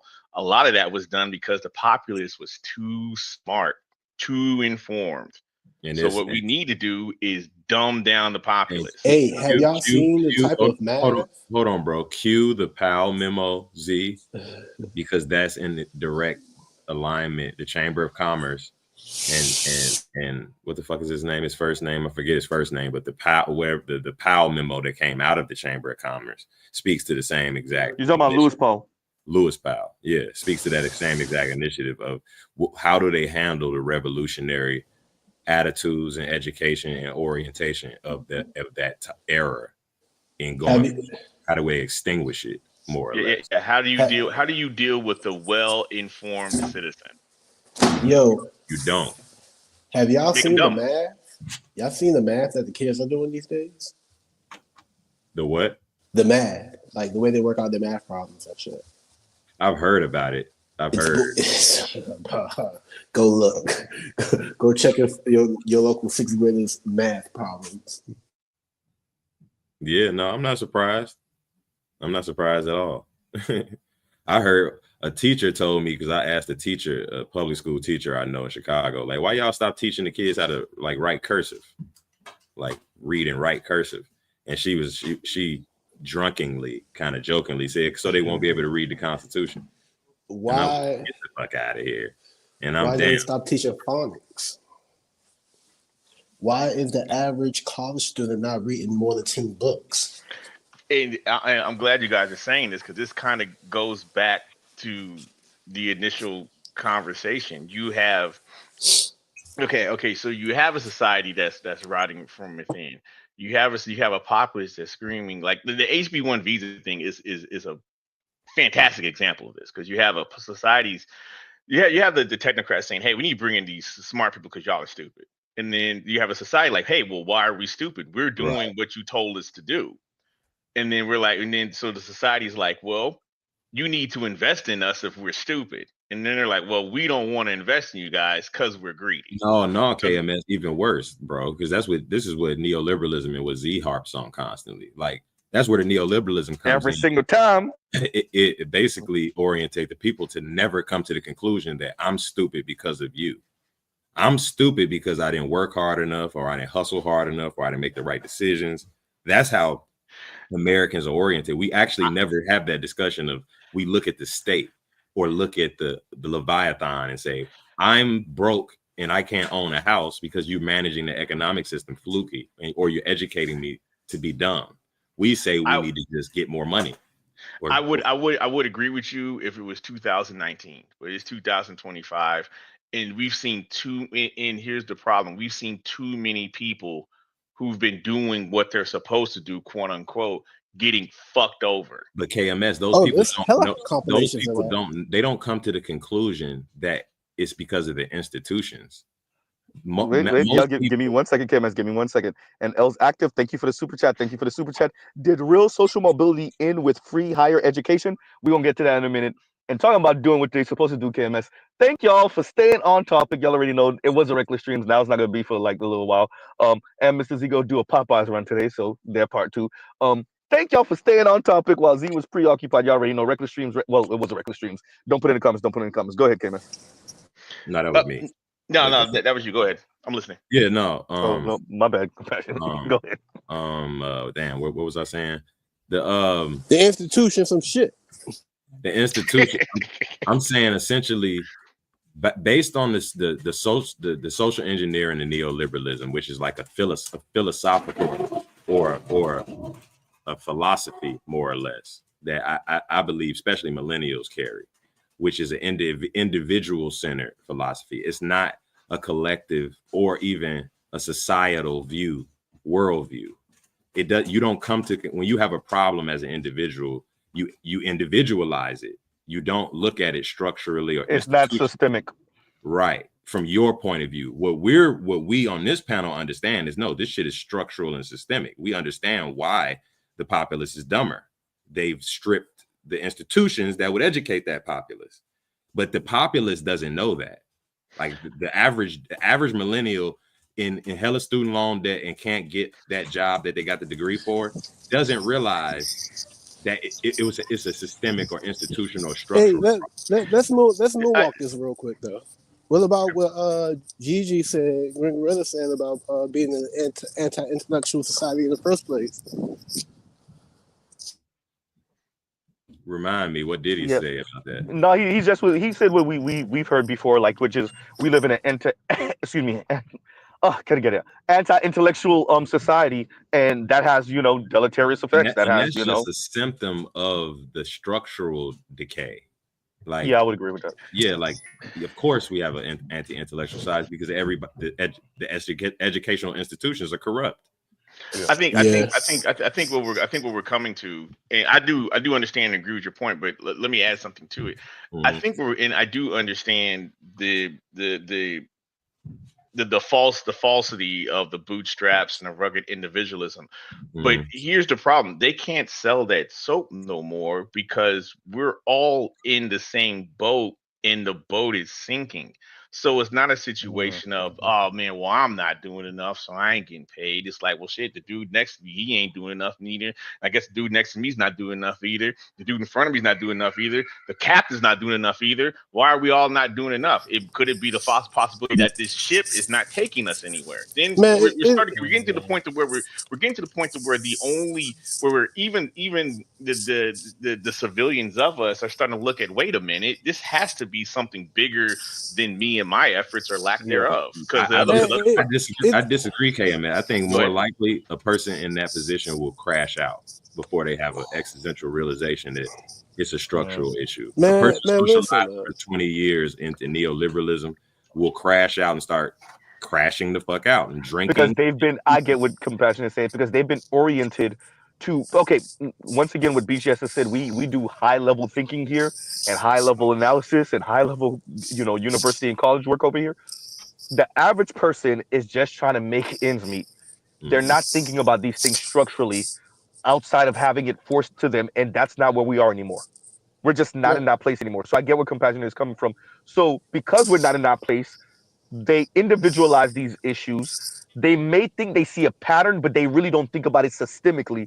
And so when things go awry in their life and they see certain patterns with friends and family, they think it's just their local town, or they think there's something going wrong on a micro level, like I said, their town. but they don't think of it societally. Go ahead.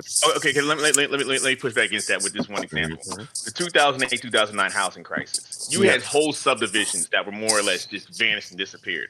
Were they? I mean, was it a situation where they all just couldn't make their payments, or was it a situation where they never should have been given them loans in the first Let place? me retort. How many marches against the on downtown local cities where those houses were getting foreclosed upon? How many marches did you see? How many social upheaval? How many groups of people got together and said, you know what, something's fucked up, and they rigged this game against us? Absolutely none, bro. Not not on that level. No, not enough. But I do remember that Obama stood between the pitchforks and the bank. But yeah, he did say. So that's what I was going to bring up. KMS, the Occupy Wall Street. You can argue with some of that. You can argue as millennials what we did and how we were responding. We got, like, how am I saying this? We got the gist of it as millennials. 10 or so, well, more like 15 or so, 16 or so years ago. We got the gist of it, but we ain't know it was this bad. I think it was the equivalent. If I could use a movie reference, I think it'd be the equivalent of the Matrix. And just for a second, you were just snapped out of the Matrix. You're in real life. You're like, whoa, what the fuck is this shit? And then before you know it, you're right back in it. Because socialization took back over. That's my point. You're right, KMS, that the boat, we're all starting to realize we're on a boat that's sinking, so it's hard to individualize. But we've been individualizing for 30 years. Kids are marveled about that. Let me ask y'all something. Let me remind y'all of something. Do we remember what George W. Bush asked us to do after 9/11? Yes, spend some money. Thank you. Go shopping. That's what he said. Oh, he did say that. Yeah, that's the most sleazeball shit. When you really think of it, that's some sleazeball shit. That is the most genius sleazeball shit. This is why Farrakhan says evil geniuses. I'm not saying that Bush was a genius. Obviously, he got that from The Economist, but still, yeah, it is sleazeball shit. But it's the most evil sleazeball, smart, genius, evil sleazeball shit ever. Hey, fuck how you feel about us being attacked, nigga. Go spend some money. "Quote unquote" retail therapy. Thank you. For our entire nation, by the way, retail therapy for entire nation.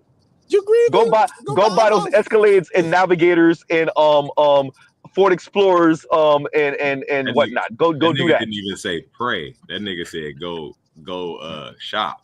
Hey, that Dreamcast ain't gonna purchase itself. You see what I'm saying? Rifles don't buy themselves. Hey, go shop. And for you Negroes, go buy your FUBU. Go buy your FUBU and what else was in style right there? Coogee was still a thing. Go buy your Coogee and your FUBU and your Fat Farm. Exactly.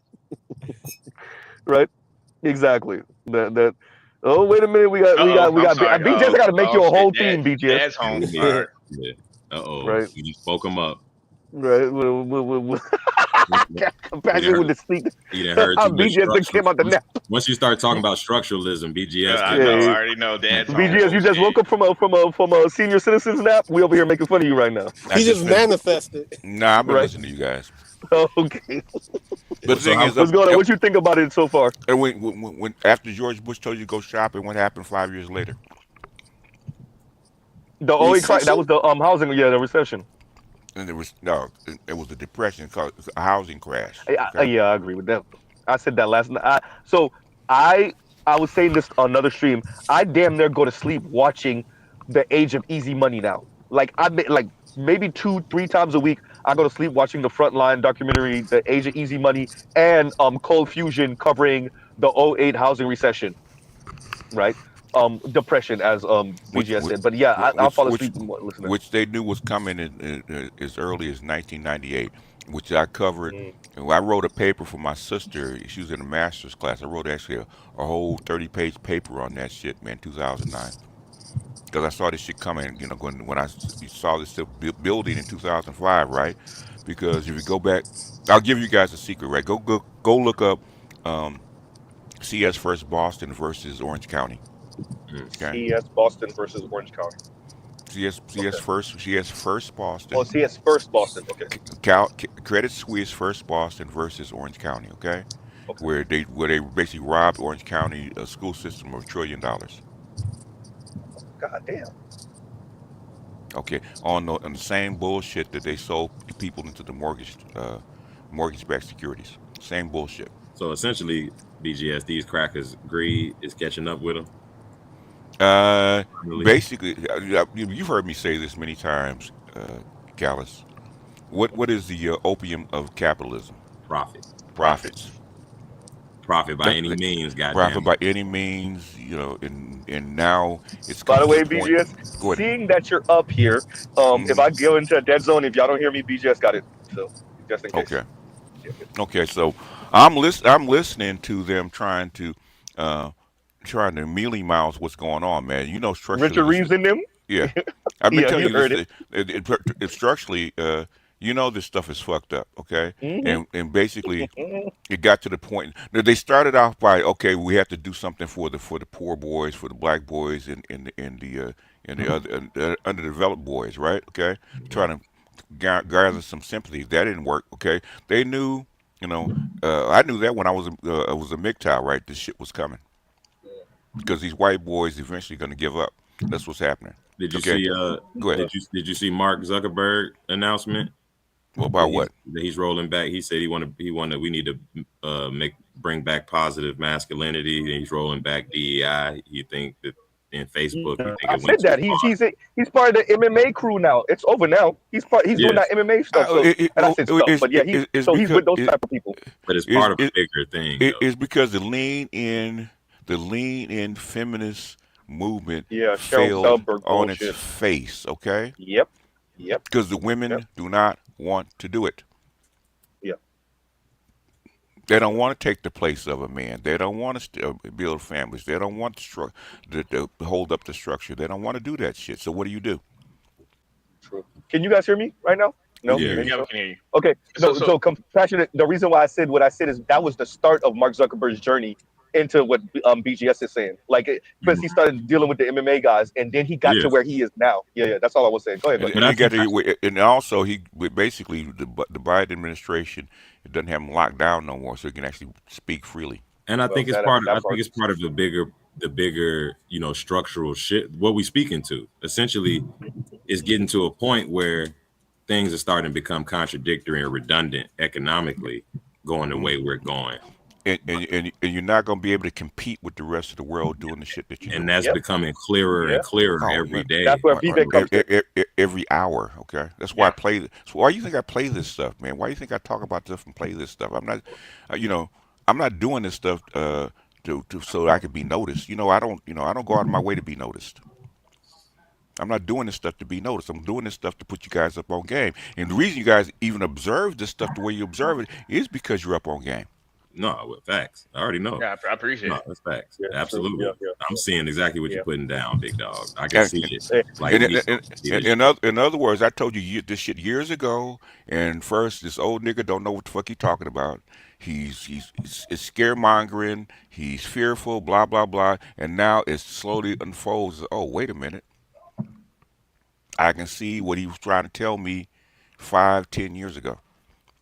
BGS, I was already the Debbie Downer of my group anyway. You just made it worse. I was already that guy in my friend circle. You just turned me up to 11. I was already on 10 anyway. I got motherfucking Pan Africans, man, beating their chest, man, about shit I told them back in 2003.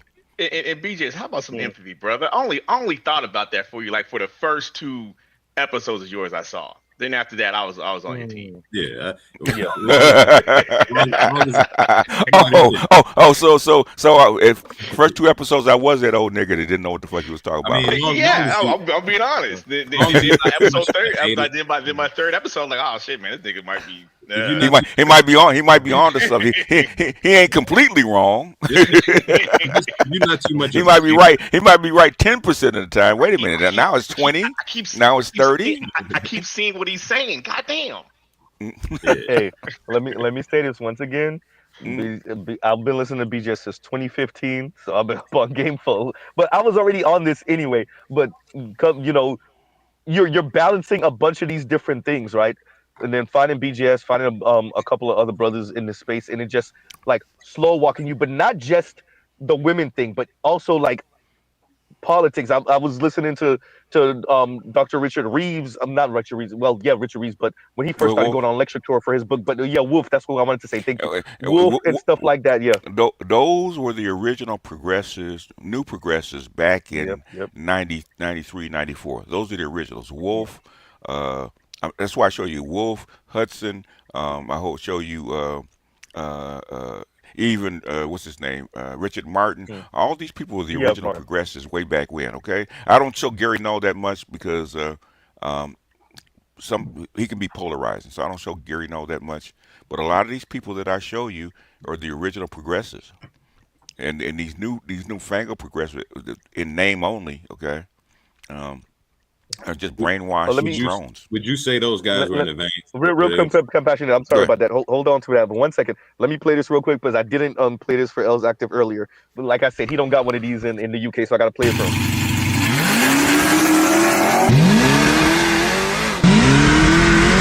Yep, I'm flying through the air. This is not good. Okay, go ahead, compassionate. Go ahead. Would you say those guys like Richard Wolff and are like structural realists or structuralists? No, they're socialists. Socialists. Mm-hmm. Yes. Hardcore too. Hardcore socialists. Yeah. Yeah. Same thing when Yanis. Shout out to Yanis Varoufakis. Yep. Really hardcore feminists with things they know. They can see what's real and what's not real. Mm-hmm. Mm-hmm. Mm-hmm. Yeah. And yeah, they're yeah. I like I said, I've been listening to Richard Wolff so for a while. There's a bunch of other people that's like slipping my mind right now. But yeah, and on that journey, found BGS to listen to him. Been listening to Sarge since I don't know. I've been listening to Sarge before he left YouTube and went to what was it, Gen X or whatever it was. So Yeah. yeah, and then he came back. So yeah, so the stuff like that, yeah, and between the Sarge, economic stuff, the stuff with the ladies, yeah. Sarge is a tough nut to crack, man. He's hard headed. I was just gonna say that, man. Yeah, Sarge is interesting. No, He I won't just give think it it's a up. different upbringing, and it's. I think the upbringing. I think because he's watching it from what he sees work for other non-black folks, and so he struggles to kind of. It's the miseducation of a Negro, right? Like you see these things work for other people, so you think, and you're just wondering why black people can't or refuse to move this particular way. And I think the upbringing It is one of doesn't those. matter. It doesn't matter how much you show him. It doesn't matter how much you teach him. It doesn't matter how many facts you show him. He refuses to believe it. Which is fine. Saying some pro-blacks are the same way. So, Yeah. I mean, I demonstrated that about black male collective guilt. Okay, in this space. Okay. Yeah, that was a masterpiece. We needed that one too. But I I think still that's think highly underestimated within I still all think of it. I still think his denial or his hard headedness make good for conversation and good for things to consider and think about. Oh no, I agree. No, It's BGS one. and Sarge Oh, go going ahead. back and Go forth ahead. is the best thing. No, BGS, no, I'm sorry for cutting you off, but no, you and Sarge going back and forth is some of the best, most informative, entertaining shit ever. And I'm Go ahead, and I'm BGS. fairly nice about it. Okay, I'm not hardcore on Sarge. I'm fairly gentle with him. I loved when Chrissy were going back and forth. I loved it when you and Crystal and Karazin were going back and forth. I loved it. YouTube had to get me off of Chrissy. Yeah, Chrissy yeah, couldn't yeah, handle yeah. it. It's just like Cincy G couldn't handle it. Yeah. Shout out to Chrissy for saying what's his name was whatever, and then everybody find out he was married to a white woman, and then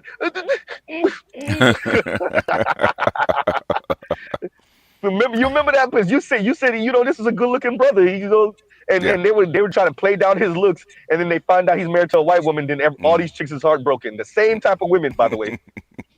Well, I know I'm lying. I know 90% of comes out of a woman's mouth is a lie. A black woman's mouth Thank is you. a lie. Yeah. That's funny as hell. But yeah, so like someone says, find the lie.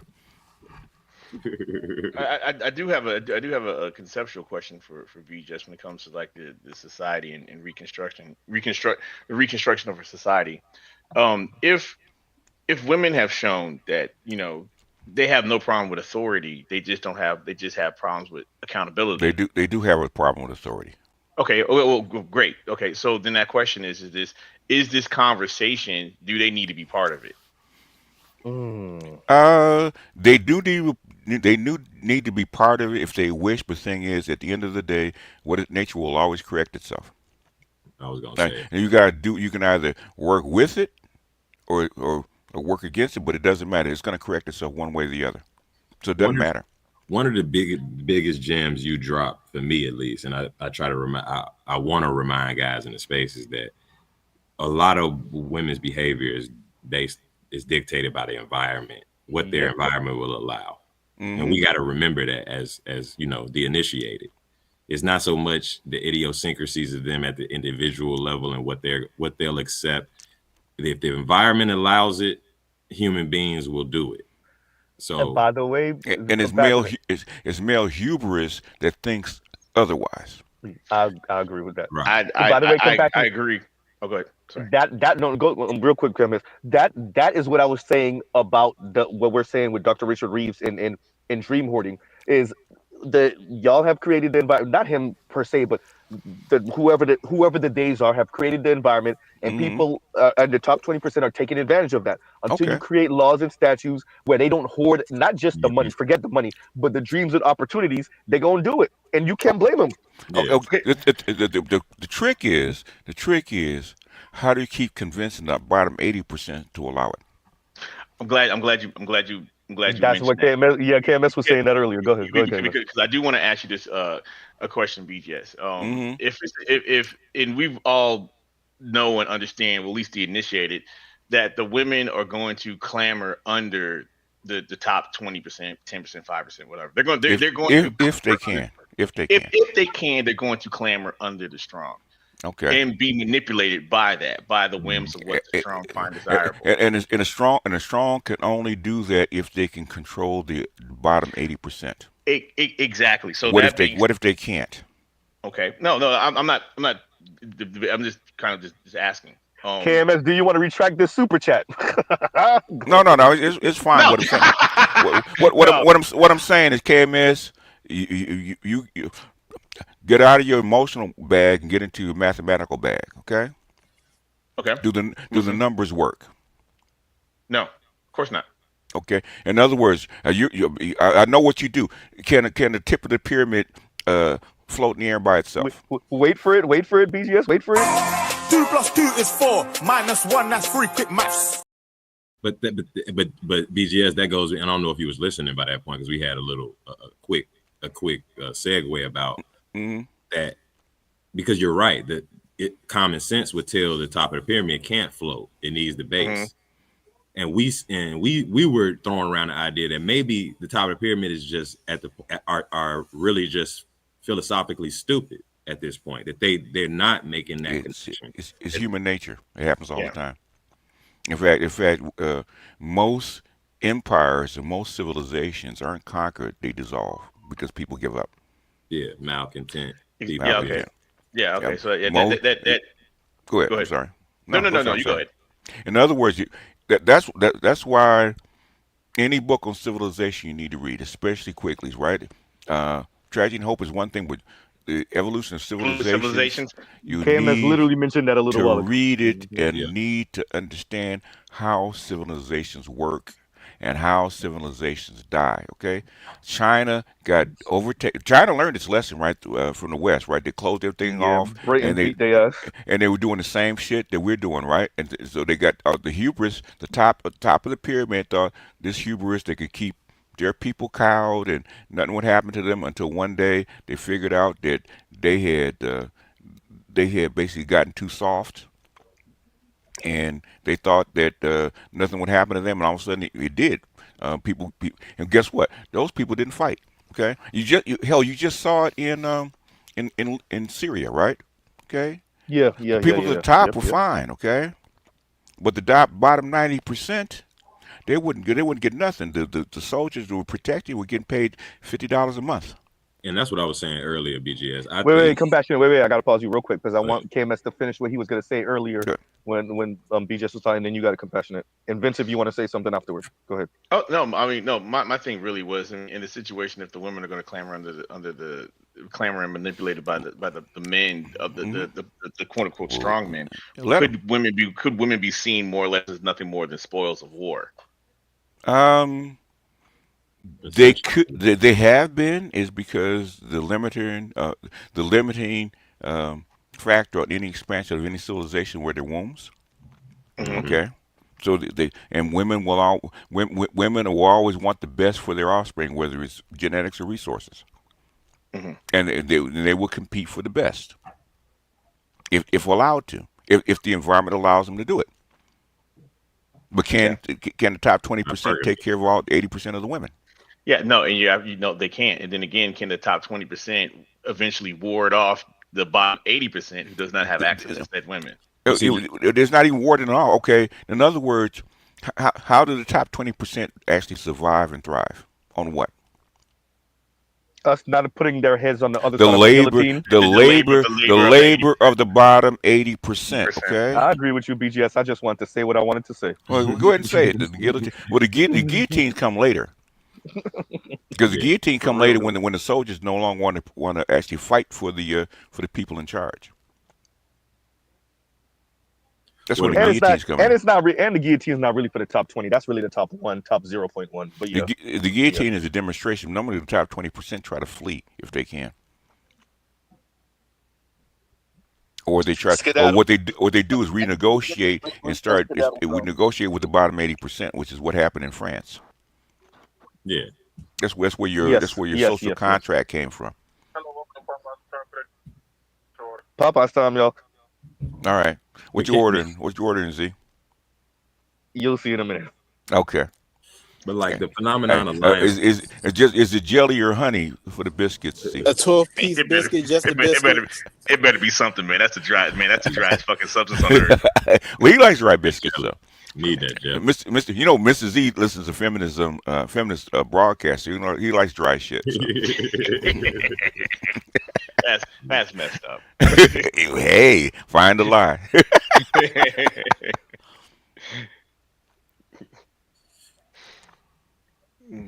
But we were talking about earlier, though. I think millennials, and you poke fun at it sometimes, but as far as millennials, my generation or our generation, is that I think the West or America, with at least at the millennial level, kind of perfected or got as close as anyone has gotten to getting that 80% to basically be essentially lay down and take it. How long did that last though? Well, that's the question. I don't know what's the breaking point of millennials. What do you think? Why do you think the manosphere all of a sudden popped up out of nowhere, man? And Gen X's response to it was hip hop. Okay, hip hop and gangster rap is an opposition to feminism. And the millennials, it took them a while. Why do you think the millennials got to reawaken in their 30s? Yeah, and start pushing back. What's this hip hop song that I just found? It was mid 80s, early 90s called Funky Dividends. I was like, yo, that joke. It was speaking. I think it was somebody trying to understand something before the context came around with women say man paid and things like that. I'm gonna drop the link to a song. It's on Apple Music, but it's definitely What was it? A bitch? Was it a bitch ain't shit? Was hoes and tricks? Right. That's in the late 80s. Yeah, which is why they also trying to suppress, especially black male media, because of that awakening that's slowly starting to happen. Yeah. How did the canary in the coal mine that you were speaking about earlier, compassionate? How did that work out for him? How do you think I was able to take the black manosphere from zero to global in less than 10 years? Yeah. Long ago Savage said it, 3 times dope. My bad. Are you saying then, BGS, that millennials were a key component In other words, in your plan? how does a forest fire get started? Right? It don't start with green grass, does it? Also, us No. millennials ain't as useless as we look, huh? I saw what Compassionate was doing. I saw his Well, movement. the thing is, but you're not as useful as you can. What I don't like about the millennials is that you guys complain to mommy and daddy when you got power. Well, that's what I was just telling the KMS, because Yeah. I believe the millennials. That's why I said we're the closest to having like a yellow belly, generation where. By the way, BGS, when you get a chance, read this for me, please. You don't have one. Oh, it's an oh shit dad song. BGS checks. Yeah, no, millennials haven't done any significant marching or protesting on any issue of our own. I agree. Occupy Wall Street. And when generations complain about you not doing it, what do you guys say? No, you're right. No, and Z, you keep saying I don't. You guys should have done it for us. You guys laid Z, down. I'm talking about pushing y'all off a cliff. That's what I'm talking about. You didn't pass it down to us. You didn't hand us the baton. BGS. No, we just heard Richard Reeves. The great almighty white man Richard Reeves just said hysterical. Your parents are a matter of chance. The outcomes of the children are not. So our outcomes are somewhat y'all responsibility. Y'all can't. And we do. We said what do we say? What do boomers say? We raised you fucking wrong, right? We spoiled y'all, right? And what do you guys say? But y'all say that shit and graze past it like, okay, that's the key right there. You fucked up from the beginning, so don't go down. You gonna finna go down the chastisement list after you admit you. So we're supposed to let you. So we're supposed to let you stay in this arrested state till you die. Wait, everyone. Excuse me. Richard Reeves said it's done. Richard Reeves said it's done. That's what we're gonna be for the rest of our life. To answer what you're saying, BGS. No, so, you're not. I agree with you, by the way, but I'm just saying that's what Doug he's trying to say that, but it's not fucking true. Okay. I'll say this as a bleeding edge Xer in millennial. I think I was the last people where there weren't no fourth place trophies. There was only third place. There's only third place. Second place and third place, you more or less threw in the trash. And there's only first place, and everyone else sucked. I think now my sister, who's a couple years older than me, she's like a full-fledged millennial. All her athletic events, there was trophies for everybody. Like they would find a reason to celebrate you. Yeah. And I think this is the end point of it, where everyone's like, well, why didn't I think a lot of the problem with millennials is a situation simply of, well, why didn't you acknowledge that why didn't you acknowledge I showed up? And they're like, motherfucker, you didn't win though. The winners get to dictate. You just showed up. That's precisely the problem with millennials. But guess who the fuck started the goddamn trophy passing out policy? Not millennials. We weren't the ones passing out trophies ourselves. And the thing is, that's why you have to be an adult to actually raise millennials, right? What you were told by society and by these feminists and by these bleeding heart liberals, right? Goddamn white feminists. In other words, you have to consider more about their feelings. You can't raise them as harshly as you were raised. Okay, you can't put too much on them. Four decades later, they'll be raised better and they'll be stronger if you encourage them and uplift them and make them feel good and yada yada yada. Right? I think that was partially true, but not all the way on the nose. That's how we got it. How is it partially true? What's the results? People understanding their emotions a little bit more and not being. I was really gonna say emotional intelligence. I wanted to say emotional intelligence, but I didn't want to use a buzz. I didn't want to use a buzzword. And how is that? Do you think millennials are emotionally intelligent? Exactly. I think we're to a point. I get where you're going, Vince. It is some pros. Obviously, I'm sure there were some pros to us being, giving all trophies and shit. But the pros don't outweigh the cons. Obviously, it doesn't. I would say that. Like the army can't even recruit. Like we can't even fight. Millennials are quite. We see what the outcome of that was. Quite unstable. A lot of this bullshit was. Okay, go ahead, man. I was about to Let say, Vince. let the young man get his words out real quick. Go ahead, Vince. Go ahead, man. Then BG's got this. He'll take your head off. Go ahead. Yeah, I'm saying that like how brother just said that the cons doesn't outweigh the pros, but there are some pros.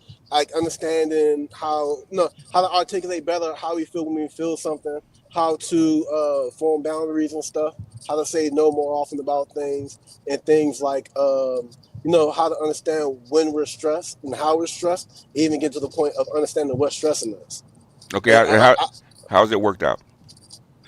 Like I said, it doesn't outweigh the cons, No, but there's some pros. all Those are that's pros that I had. okay. Those are pros that you have. Those pros that you use, how did it work out for you? I It mean, didn't. We high as hell, bro. We I all think off of Oh, I pharmaceuticals. feel and I emote and I, We are not I'm very hurt emotionally stable. No. and I I mean, feel but my all that, feelings. but Okay. all that to me, from where I'm standing from, none of that means anything if you're not going to make a change and do something about it. Understand? I had something Damn else it! I wanted Don't to. give him the fucking belt to hit you with. Let me finish saying what I was saying though, because I had something else to say too. I think you're right about something, BGS. I think that us as a lot of millennials aren't really using their position as adults to do the things they need to do. That's the other part of it. That the column is so much that a lot of people not realizing their adulthood status and actually acting on what they could do. But guess what you did? Guess what you did have? You had a fantastic fucking childhood. And but that obviously didn't really been bode well for the adults. It's like a Arrested Development. Yeah. How old are you, Vince? By the way, I mean you don't have to. Yeah. I'm 32. Okay. My son is 39. My daughter's 36, and my youngest daughter's 30. Okay. We was old enough to have Tamagotchis together. Okay. Yeah, basically, yeah, more than Yeah. that, okay? Yeah. And I know exactly, okay? And so basically, you have this wonderful ass, kick-ass childhood. Guess what you don't want to give up? Yeah, the childhood. You don't Childhood. The childhood. You don't want to give, man, adulthood sucks, okay? When I came up, I couldn't wait to be an adult. But I will say, as a millennial, it wasn't all and out just, bad parenting and bad, spoiling us. You had a great childhood. I'm not great is great. Yes, we had a lot of options and a lot of things to do. But I'm saying, things to do. I think a lot of that was actually market based shit that ended up. Some of it is. Some of it was. Some of it was. You took the SWAT out. I saw. I saw society's laws change where you took the SWAT out of school. Okay. You shut down all the lockers because you were afraid of weapons. Kids had to carry 30 pounds of books on their back in backpacks. Okay, because of how it changed. Okay. Droopy book bags. Kids were calling DPS on their parents. Okay. Yeah. All kind of shit. Because they were entitled. There were some cons. I think it was engineered that way to actually produce exactly the generation that they have. And it did. And guess what? And guess what happened? It was engineered, and guess what they got? Yeah, I think, and that's exactly what I mean. Millennials don't push back against the system. Don't craft institutions in their own image, and that's exactly the type of populace you would want if you were trying to control it. And then the backlash is you get a Donald Trump. Yeah. Yeah. As a means of apparent overcorrection. Basically, nature will do what? It's going to correct itself, right? Yeah. The ecosystem's going to heal itself. But nature will overproduce for one thing. I don't care about all that. About boomers can take the blame, but I hate millennials lying to themselves because at some point, okay, and this is something I played this with. I played this. I think it was a Happy Wife School, right? She said this shit, right? Okay, she going through this stuff about her husband and her unhappy marriage, how her feelings, how unhappy she was, and her therapist said, "Okay, all right, babe, how old are you?" 31. When are you gonna stop blaming your parents? No, BGS. You know what? I ain't got as much smoke for the boomers as I got for the Xers, like LAR. I got more as a millennial. I got way more smoke for the Xers. What did they do? LAR just walked into right fist. What Oh, the hell? it's a whole panel's worth of debate worth of shit that I think millennial black men and Xer black men can have. The thing is, Xers, okay, and what Can maybe I one of them. just? Can I just? Wait, before you go, LAR, Let me before you, finish my before you go. sentence real quick. Okay, Okay, I'll go read ahead. it. Yeah. I said, elder technocrat, too stupid. Elder technocrat, too stupid younger technocrat. The fairy tale wasn't for you to believe in, but for the common man to debate its validity. Exactly. Okay. That's, yeah, I like that stuff, Butter Biscuits. Okay. Okay. The thing is with the Xers were the first experimental group of feminism, right? Because the boomers were the protest group. They're afraid the boomers are actually going to come in and overthrow the society and whatever, right? And the power structure said, okay, there's too many of them. They're gonna overturn us. We can't stop them. We need to depower them. So that's why they started to ship the industry out of the country, and they put the women in charge. Mm-hmm. They take the power away from the boomers. Okay, so the Xers are the first generation to actually be feminized. Yeah, so that's why they so fucked up. What's up, LAR? You know the hate has begun. What up, big brother? What's happening? I'm gonna just say the millennials and people under them just want high value generations to give them everything that they don't want to work for, because life is so hard for them in front of their television and PlayStation, and the stress of Mortal Kombat. You see the bullying we be having to endure. You see the bullying BGS that we get from these niggas. Hey, I know LAR Jay-Z generation ain't fucking lecturing down the us with your Diddy ass generation. I know y'all ain't lecturing. Ass generation better watch. I know a black Xer ain't lecturing me. They're the original Xbox generation. Okay, I'm saying Atari ass niggas. I know y'all ain't talking Sega the ones that can niggas. actually put the controller down and go to work. Not the ones that sit in the house and say, I gotta play all night long. But that's the beginning of the decay, though. It was the beginning of the decay. And that we about to have a generation of and now you have now the Z's don't even come out the room, okay, to go to work. They got these are all hikikomoris. Yeah, the Z's can't keep eye contact. That's how bad it is now. Yeah. Damn millennial parents. Yeah, but they were they were lazy in the house by themselves, and now they lazy in the house with their kids. It's just lazy. At least they'll go to the job interviews with their kids. So that's how much they care. Wait, BGS. Wait. LA gotta get this work. I know an Xer that Xer's kids are Gen Z. I know y'all ain't talking. Exactly. I know y'all ain't talking. Your kids is Gen Z. Actually, that's millennials. No, our kids are alphas. Our kids are alphas. No, your kids are Gen Z. Y'all got Gen Z. Y'all got Gen Z kids too, because y'all, man, a lot. We gotta have a conversation because y'all really the alpha. Millennials listen to a lot of y'all advice. No, y'all didn't. Yes, we did. Yes, we did. Yes, we did. Y'all think we weren't listening, but we was listening. Because y'all. Yeah, okay, you're right. Y'all listen, but y'all never implemented a damn thing. Yes, we did. Yes, we did. Wait. LAR, wait. Y'all did 20s and we did 6s. Exactly. What you talking about? We was definitely listening, but y'all was sending us off because y'all was on some dysfunctional feminine shit, low key, like BGS said. You're right. We are. And crack fucked y'all up. I give it. Crack fucked y'all up. We are dysfunctional. No, crack. Our parents was on crack. We wasn't on crack. Y'all's parents was y'all are on dope. Y'all was fucked up. Yeah, our parents was fucked up.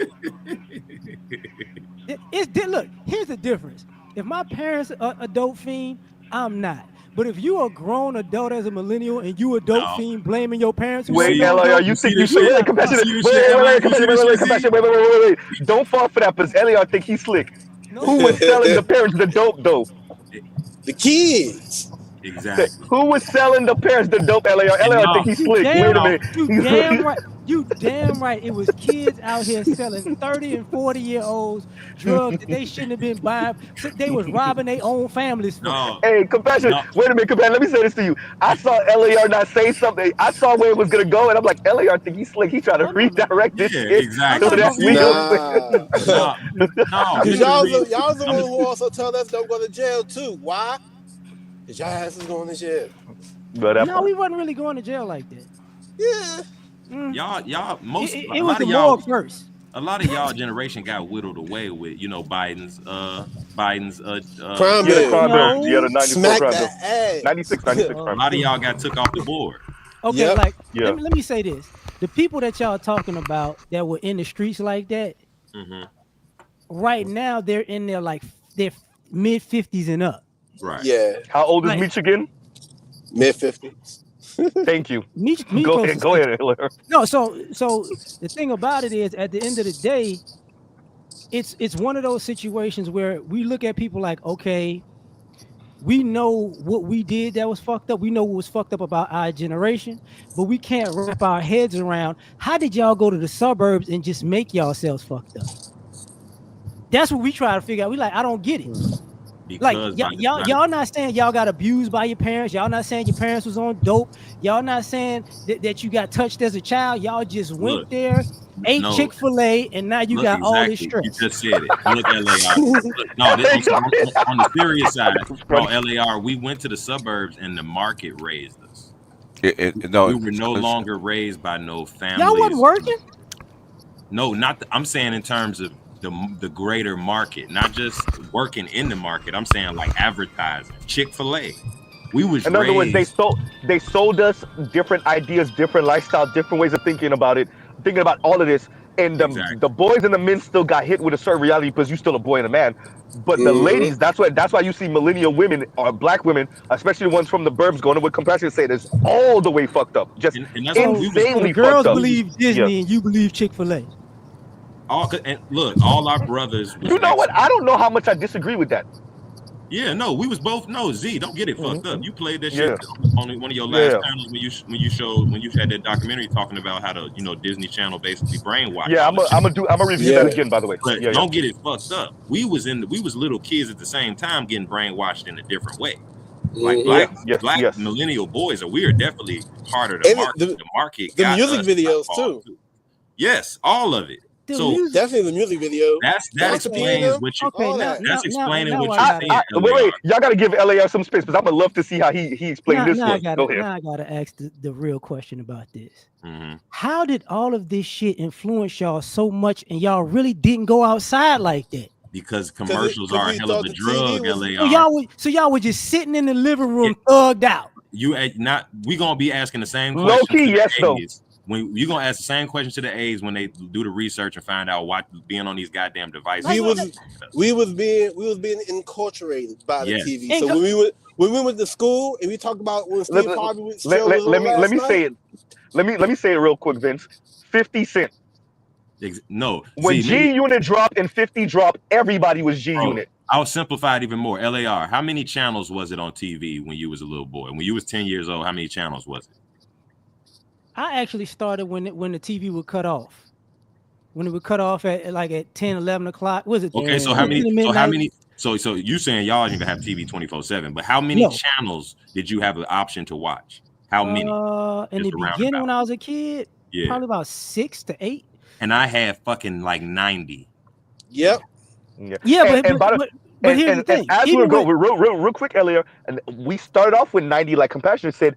And by the time we hit like 18, maybe we had 2,000. We goddamn thank you. You already know. There you go. But go ahead, here's where people like, because I'm 45, so I'm basically the last of Gen X.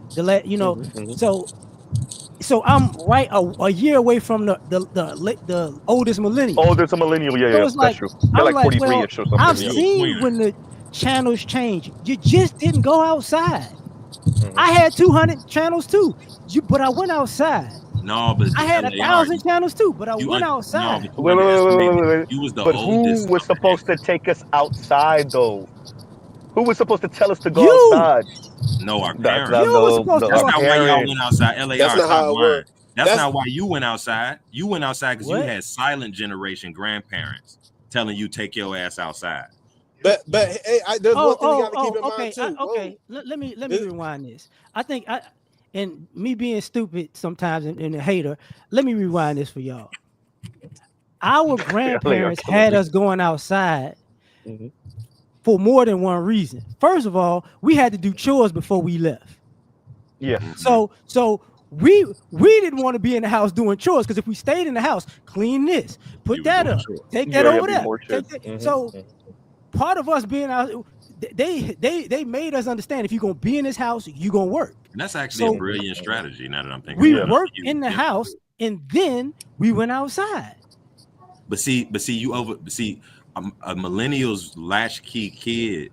There's I no was millennial just about, latchkey God kid. damn it. There was no our mamas, and our parents were divorced, a lot of us, and our So was mamas ours. didn't work, and there was no granny. Mama was running away from granny's authority, so it was no granny to tell. We didn't have that basic structure that you just outlined. That if you're in the house, you Olivia clean was it up. cutting up. We was watching fucking Rugrats. Yes. This is the difference, bro. And that Doug little and year shit. difference make a big difference. You was the oldest, you was the youngest of the Xers, but you're old ass millennial, so you don't really see it. I'm not claiming you niggas. I mean, we never don't be a want you. We millennial. don't want Yeah, you. look, Man, look. what your ass? Yeah. Anyway, look. You aged out. Good. LAR might be the first person when you say he aged out, you be like, good, I'll take it. You Drake ass generation. Oh, I know you. Hey, look. take We also produce Kendrick. And none of you exes could have got him out the way. Y'all had Babyface. He would have got washed. No, okay. Babyface is a boomer. But he was, Babyface is a boomer. But okay. There are some things that like y'all were talking about earlier that changed quickly. Because I remember getting beat in school because I was there. I remember when they took that out of school. And I was never beat. Yeah. Right. I remember when your parents come up to school and your grandparents come up to school and whip your ass. Oh, that happened to me. That out of school. You know what I'm saying? So I was there for that too. Like when BGS was talking about the kids calling Child Protective Services and the cops on it. I remember all that. And I remember kids being like, oh, I'm going to call the cops. And I remember our parents and grandparents like, where the hell you going to live? Because you ain't going to live here. I remember but I'm part of the generation. Well, see, millennials, it's interesting because you have parents that were either older Xers or boomers who told you, go ahead and call the cops. Right. Right. So yeah. So it depends when the millennials, because many of us still had parents that was about that life. But having these that's why it's so important to look at it structurally and not so individualistically and like individual decision based. Because like those policies that you noting, LAR, that shifted under y'all feet, y'all saw change. That's what was more the catalyst of what I'm about to be petty. I'm about to be petty. And it's gonna be true, but it's gonna suck to say. What really happened was a bunch of black people wanted to raise their kids like white people. And this is what we got. Yeah, no, I agree. Because they were fighting against raising the kids like we used to raise, our kids was raised with us. It's white people are doing it better. And I want my kids to be like, and now all of y'all fucked up. It was the model minority. That's why we look at the Asians and snicker, because we already ran the model minority play. And we see what that actually gets you. It gets your kids, you get a whittled down product of your people. The tragic mulatto, like white people, basically. Yeah. That's why you get that stuff now where people. That's where I personally see when you even see it on YouTube when people play that game. We didn't have men in code switching like that. There was a small but you see black men. Well, let me tell you about the black community and what's wrong with the black. It's like, bitch, I can tell. You've never ate greens in your life. Like, hey, I swear to God, whenever I see a person who has money and they don't have a shape up, I'll question their blackness. Hell no. That's a wise marker though. Like, I hate it, but I can say as an Xer, I was there even in the beginning of when the tuition exploded, and I've been there as far as the rise of inflation and all that. The thing that people don't like about, I would say, the younger folks is that they really haven't paid attention to history to know shit was worse than this prior to this. I mean, what you have is more expensive, pretty shit. But people are like, yo, I don't think y'all realize how bad it was in the 80s and the 70s. In some of the 90s. I really don't think y'all realize what y'all think is bad. People look at like, nigga, I was what do you mean? We had water and old cereal. Like, what are we talking about here? Yeah, I mean, it's just a different. It's a different. But the standard, I would say this: the standard shifted. I agree with you with raising your children like y'all white. I think the standard shifted, and I think that's where boomers and Xers miss millennials. Is that okay? I'm glad you said that. The '96 Impala ain't the shit no more. We in a different. Put it this way. Okay, okay. Let me use the car reference for a thing. At one point, having a E-Class Benz was the shit, right? And y'all not paying attention to. We went from E-Class Benz rappers to Bentley Continental GT rappers. You see what I'm saying? Yeah. And so the standards and the ideas shifted, and so the idea of quote unquote struggle or not having it or the way we think about these things changed in y'all face. But I don't think y'all appreciate that it happened in your face because we were the ones that were You're raising now held to this new standard. Yeah, exactly, exactly. Right, exactly. Y'all won't have a high value generation because your standards. The problem that we have is your standards are high class, but your generation's work ethic is not. It's low. Yeah. So y'all are the women that call up the Kevin Samuels. They used to call up. I want the biggest house on the block, but the curves with a spiral staircase and a curved driveway. Yeah. Yeah. Buy iPhone and dial Elliot, let me play this for you because this goes exactly to what you were saying about raising your kids Stop white. sending your kids to the all-white schools for access to better education. As someone whose parents did the same, we've talked about it, they regret it. Let me tell you why. It causes irreparable damage to your self-esteem and your mental health that takes so much time and effort to self-correct that it's not worth it. But sending them to an all-white school with people who do not look like them is not the answer, I promise you. This is how you have people getting on the internet talking about like divesting from the Black community, or like people who are like, it's just a preference, it's just a preference. Like, no. Also how you have people my age, 28, who cannot date people the same skin complexion as them because it makes them uncomfortable. It's not their preference, when in reality it's just this thing that's like in their head that they can't shake, but they don't have the language to explain it. And it's I'm sure it's embarrassing for them, but it's also very embarrassing being on the receiving end of that. All of those people, the common denominator is they did not grow up with people who looked like them and developed a fucked sense of reality that honestly they probably will never unsee. And I just don't think the access to better education is worth it. And I feel like people are so quick to judge these suburban Black kids who have these types of problems and are just like, well, you can just like think differently.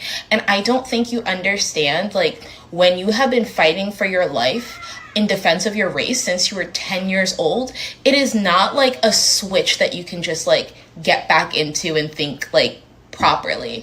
It takes effort, and it's really fucked up, all in pursuit of a better education that honestly we all should have access to anyways, but we have a system that gives priority to wherever taxes go or whatever bullshit. I don't feel like explaining it. Send your kids to school with people who look like them and pay for the extra tutors. Put them in Kumon or something. Or yeah, maybe send them to the white school and put them in environments with people who look like them so they don't forget who they are, because the aftermath is scary. The aftermath is how you have people like freaking Candace Owens. And as someone who had to spend a majority of their early 20s unlearning all of that, I could have been doing anything else. But instead I had to unlearn racial trauma that I shouldn't have been exposed to in the first place. So general PSA, just don't do it.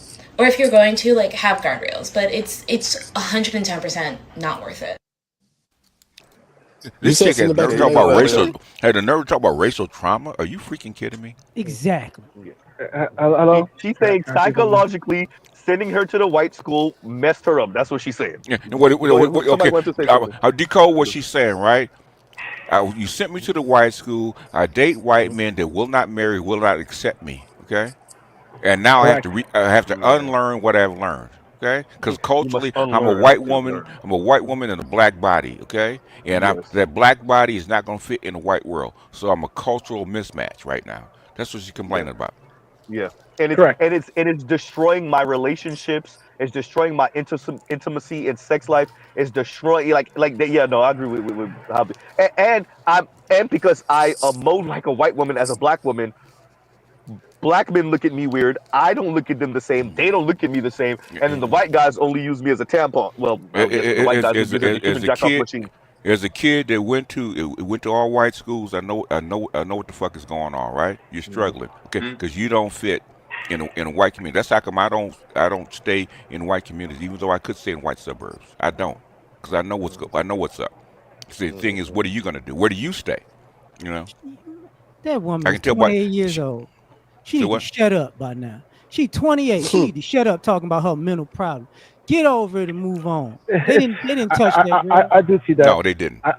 I do see that with as a zeitgeist of the millennial generation, or the such generations, the increase in infantilization, how they're like grown up children. They come up with the word adulting, where everything is exasperating, everything is overwhelming, everything is like a trauma, everything. They're very hypersensitive, and I think this is indicative of being on TV or online too much and not touching enough grass or having practical, direct interactions with life, living life through filters. I got one, and I'm gonna shut up. Watch this is a simple thing. BGS was you a boomer. What percentage of your generation have the cops pulled the gun on? No, 100%. I'm Gen X, 100%. Millennials, what percentage of y'all got the gun put on y'all by the cops? I said 75% of my friend group. Yeah, 75%. It's Okay. less. It's lesser, but it's. I had a gun pulled out on my police, and I So live in the suburbs. I mean, when I was going to white schools, at least 4 times a year, we come to school and there's niggers scrawled all over the walls, with Yeah, spray see, paint. I ain't never see it had that type Okay. of stuff.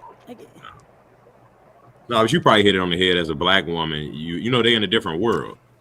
You know, as Dr. Tiasan would say, it's a different experience to them in terms of of racial trauma, what they actually mean by it. Yeah. It's a Yeah, totally but different world. that's why you have to that's why you have to decode what they're saying to you as a man. So, chick, I know what's up with you because I had friends, Yeah. black female friends that married white. Okay, so I know what's up with you. Yep. Right. You Yep. got ran through the white boys, and now it's racial trauma. The thing is, Mhm. they've been the elite black women have been complaining about this shit forever, right? Racism is white men not accepting them as wives. That's what racism is now. Excuse me. I mean, for real though. Yeah, I mean, I'm decoding what you said. That's how I'm losing patience for pedestrians like that. Just say what you mean. That white, because you date white, and them white boys are not on bended knee just like your white girlfriends. Okay. And it's so Correct. ironic that black men carry that guilt around, not making black women, queen of Wakanda. Wait. We Because got it. We black got it men are right here. socialized differently. Let me play this for y'all. Let me play. Let's raise the blood pressure of everybody collectively. Wait a minute. When the More? nerd came up to the girl in high school, she was like, ugh, no, I don't want you. And then once she became a baby mama, he was a CEO executive and all that. And she's like, hey, you remember me? He said, ugh, no, I don't want you. I be feeling like, respectfully, y'all is the grown-up versions of the niggas that got hurt in high school while we was out fucking with the drug dealers. Let me tell you something. We were victims then making horrible ass decisions with grown ass niggas preying on us. Y'all gotta let that shit go. What about the girls who had the older guys picking them up in high school? Get the fuck like over it was it. right.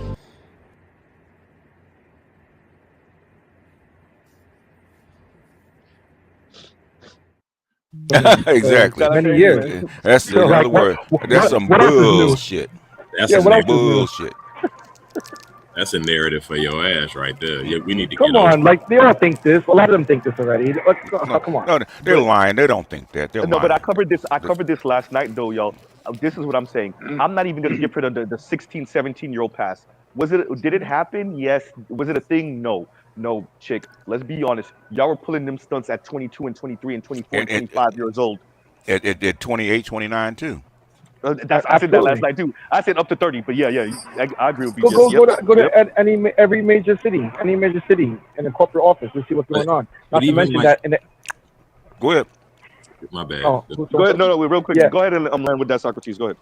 Yeah, in the HBCUs, what stopped Freaknik? The fact that these college girls were dating the local hustlers who were in the college and inviting them on campus, and they would rob and steal and shoot students.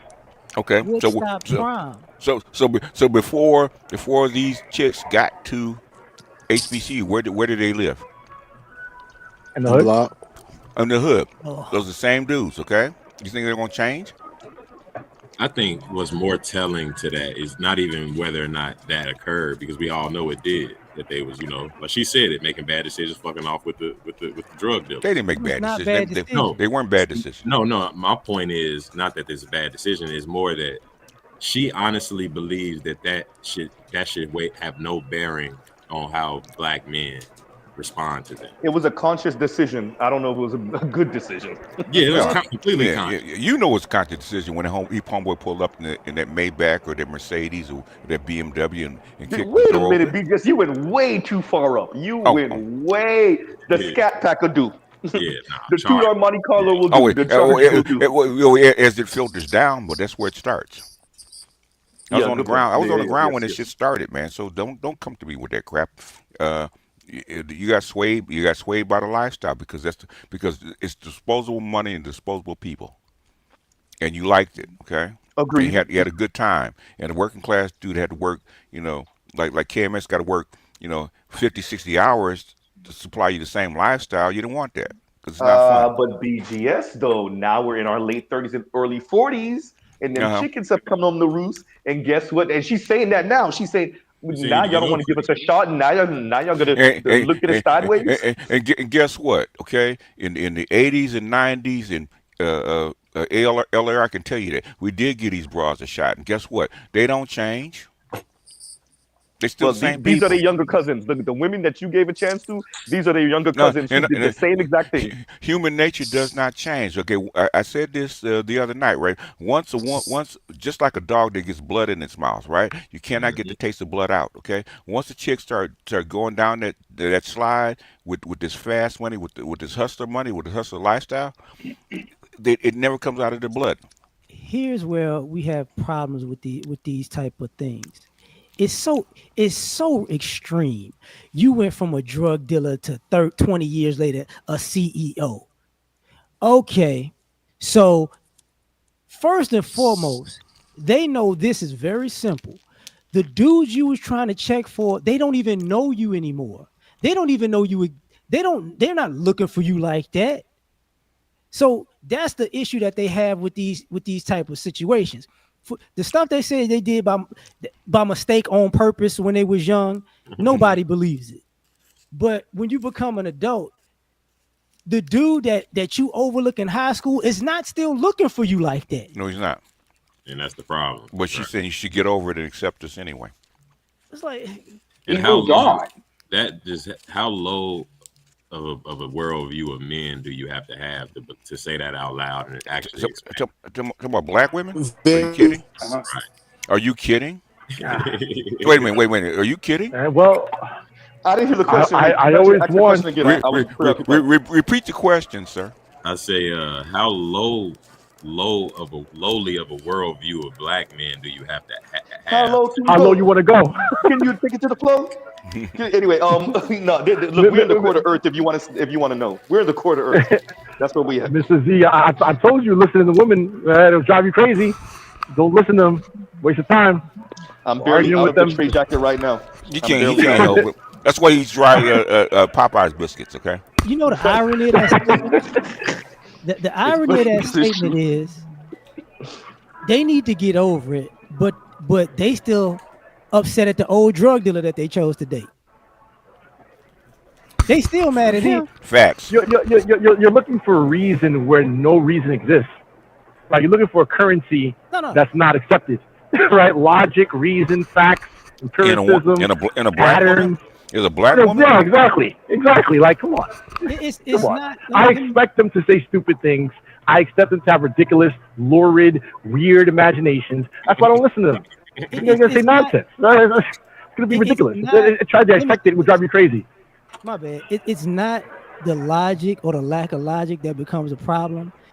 It's you can't lie to me in my face when I was there. Yes, you can. Why not? No. No. Yes, you can. No. You can. They're doing it. No, they're actually not. What they're actually doing is they're getting a room full of people that don't know and telling them that story. And that's why you don't see a room full of men, because they'll actually say that's all bullshit. It's set. Oh, but that won't stop her from saying it. Listen. There's like two things that are infinite. Oh, yes, it will. What? You'll stop them from saying it? Yeah, it will. You get a bunch I don't of men. think so. Nah. Get a whole bunch of drug dealers in that room, and her saying the same shit. They'll call it all cap. Bullshit. They'll call it cap, but she'll still say it. She'll still say it. Yeah, they'll call it cap. She won't say it. She won't say it. She won't say it. Okay. I've been in those rooms. She won't say it. It's called gaslight. There's gonna come, like, I look at it in a way, because I'm getting old and surly and reverting to the ignorance that I was. Get off my grass. Yeah, I'm getting back to that when I didn't have grass. And now I'm at the point where I'm like, listen, how about you just lie until you die? Just do that. Just do that for me, because none of these stories are gonna be true. Just keep lying until you die, because it's nothing to be said at a certain point. What are y'all looking for? I'm looking for a husband. Dude, you have a Vivica A. Fox. You have a 60-year-old Vivica A. Fox that says men have to approach her and buy her gifts. Yeah, and she's 60. She's so in other words, once a woman gets a taste of blood in her mouth, guess what happens? It never goes away, right?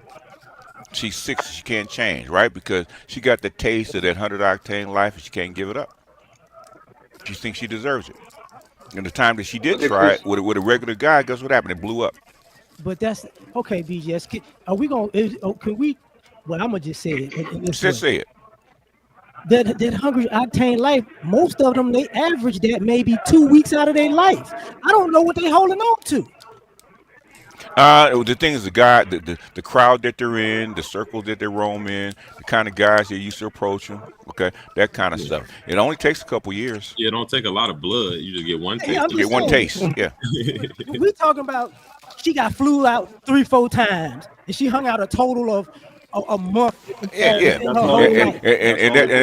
that sets her bar, right? Look, take it from me. I'm a millennial. I know millennial chicks. A millennial chick one time. Let me say this real quick. LAR, you said you came down here before. You came to Miami before. Trust me, as a Miami millennial, I done seen them. I watched them beat a cute ass chick in high school, regraduate, and you watch her get into the scene. And now that I'm in my late 30s, that chick is still, she kind of cute still. And I'm talking about, there's a number of these women I know, maybe half a dozen at this point. They're still trying. They missed the mark. They overplayed their hand, and now they're trying to catch somebody's younger brother slipping. That's about 27, 28 years old, because I'm in my late 30s. They're trying to catch a brother that's about 30, 32, 28 years old right now, and put that fire good on him and mess his head up and get that baby. Right, but that's that's what they on. That's okay. Basically, what I'm saying is, I used to hang around people who was moving and shaking. So just because you gave a celebrity head in an Escalade 10 years ago, don't mean you know that life. No. I agree with you, LA, but that's not how they're registering it. All they need is a taste. That's what BGS saying. I'm trying to tell you, they wasn't even really getting taste. But that's what weed. It was tasting it though. Yeah, they was in the Escalade. They was in the Escalade with the rapper. Yeah, it don't take much. You sound illogical right now. It does. Oh, let me say this to LAR too. LAR, you're saying what actually happened. When she talked to Average Dude, she said she dated that guy. That's what she said. She said she's dated him. She don't tell us she just gave him head in the back of the Escalade. No, she said she dated him. And that's her new bar. What do you think they're talking about when they say standards? At the most, he flew her out, put her in a hotel, brought her to the crib when people were or weren't around, smashed her, sent her back. You know what I'm saying? How long we got to hear this story? Her flight leaves at 8, her flight lands at 9. My Look, game just LAR. That's quote unquote standard that Compassion is talking about. Like you said, she only experienced that once. If she really lucky 2-3 times, that is her bar until death. Exactly. Until death. That's the enculturated prostitute starter kit. And that's what literally 75-78% of at least millennial women and down are practicing. So those little seeming like what you're characterizing trivial experiences become a standard, and then they come to millennial men and say, I have a standard, and we don't really know what they're talking about because we know this is a regular bitch. She work at Crate and Barrel. What are you talking about? But she got flown out one time back in 2019, and now that's a standard, and she's dead ass, at least in front of men. Man, let me say this because I want better you to go after this, but let me say, not only that, you don't want to be the man to take her on seriously after that experience.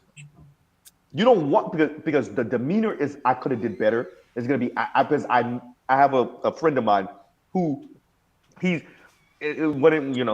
said this to him before when we were in an argument, but like, bro, you sitting at the table waiting for these niggas crumbs, and so he catch these chicks second round, and they treat him like like he's second round, and I'm like, bro, that's because they want to be up there, and they're gonna try to be up there for the rest of their life. They only dealing with you because you're the best they could do until they could get back up there.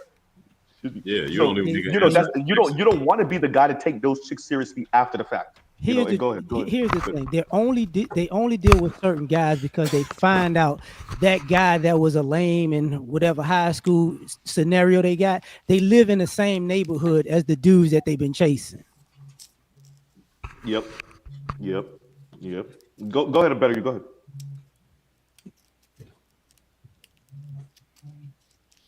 Yellow. Okay. Whoever else was trying to speak, go ahead.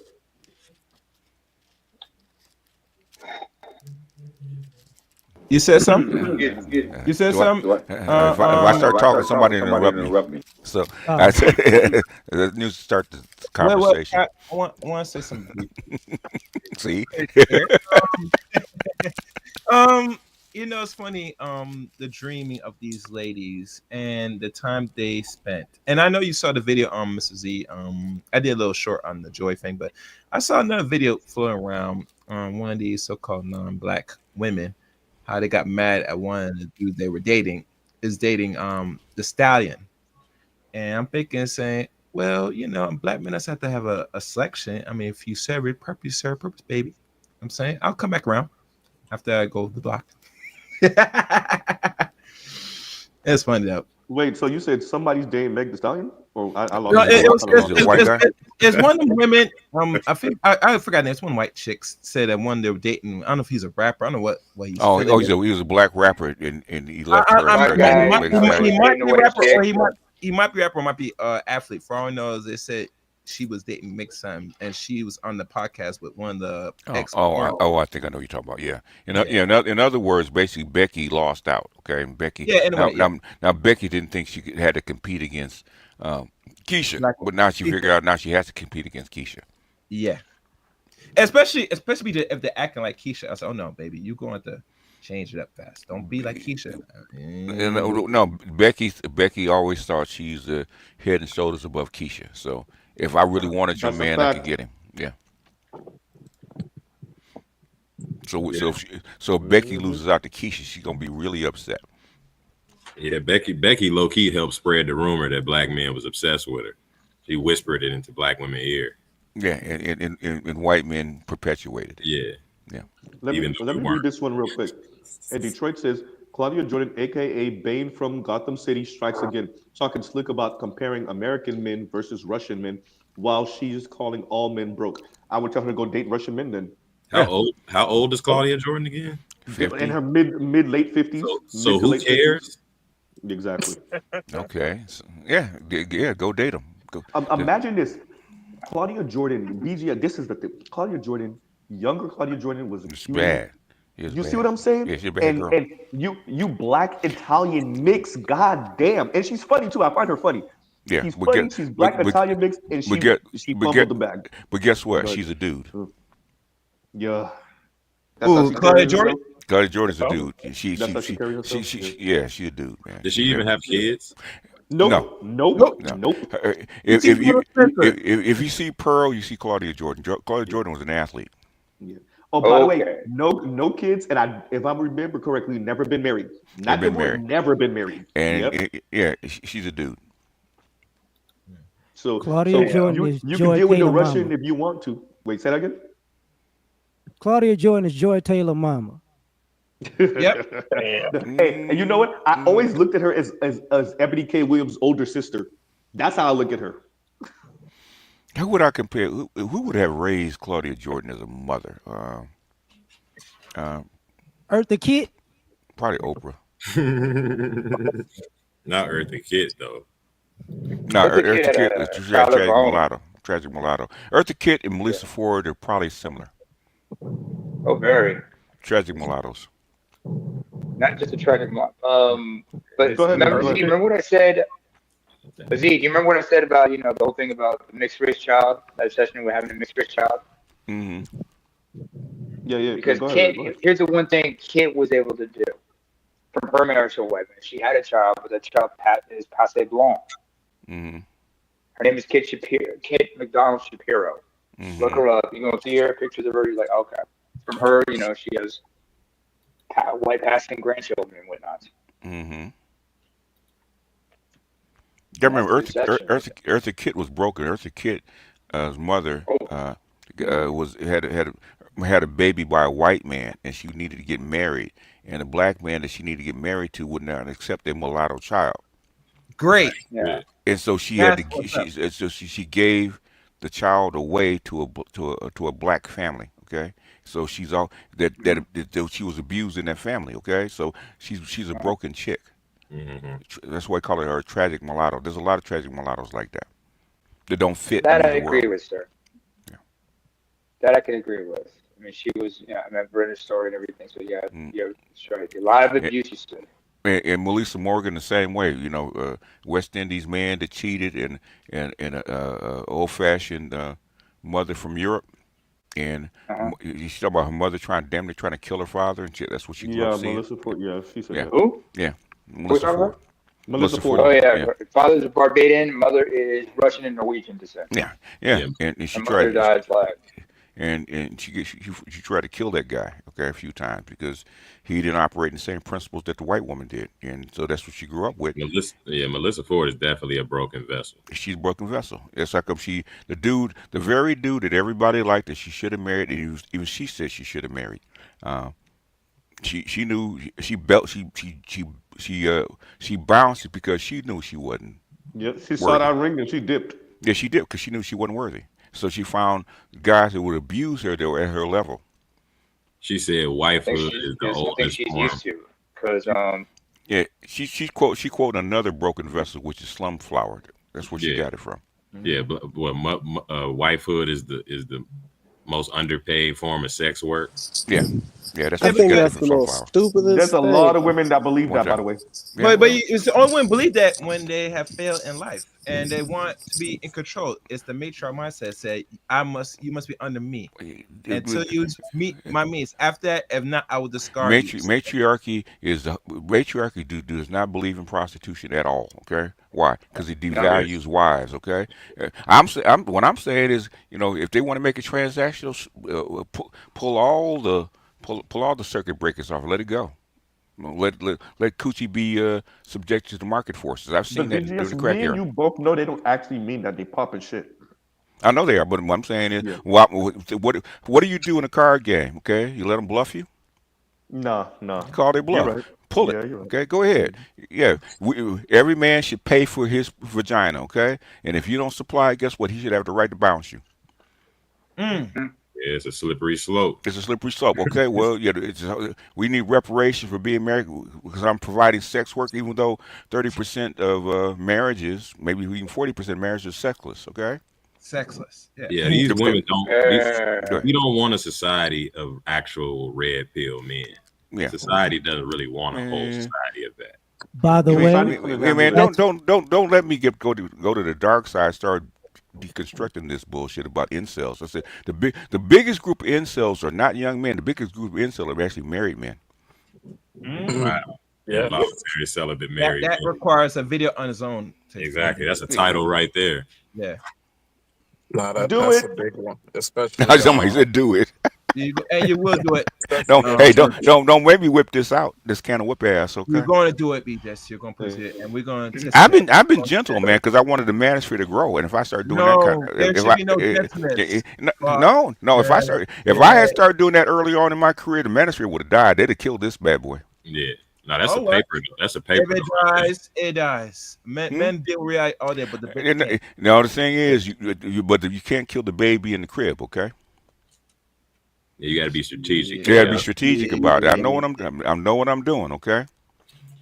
I know what I'm doing. I would say this: the day you do that, you will be off the air completely. When you do that, you know what? The thing is, I don't care whether I'm on the air or not, right? Okay.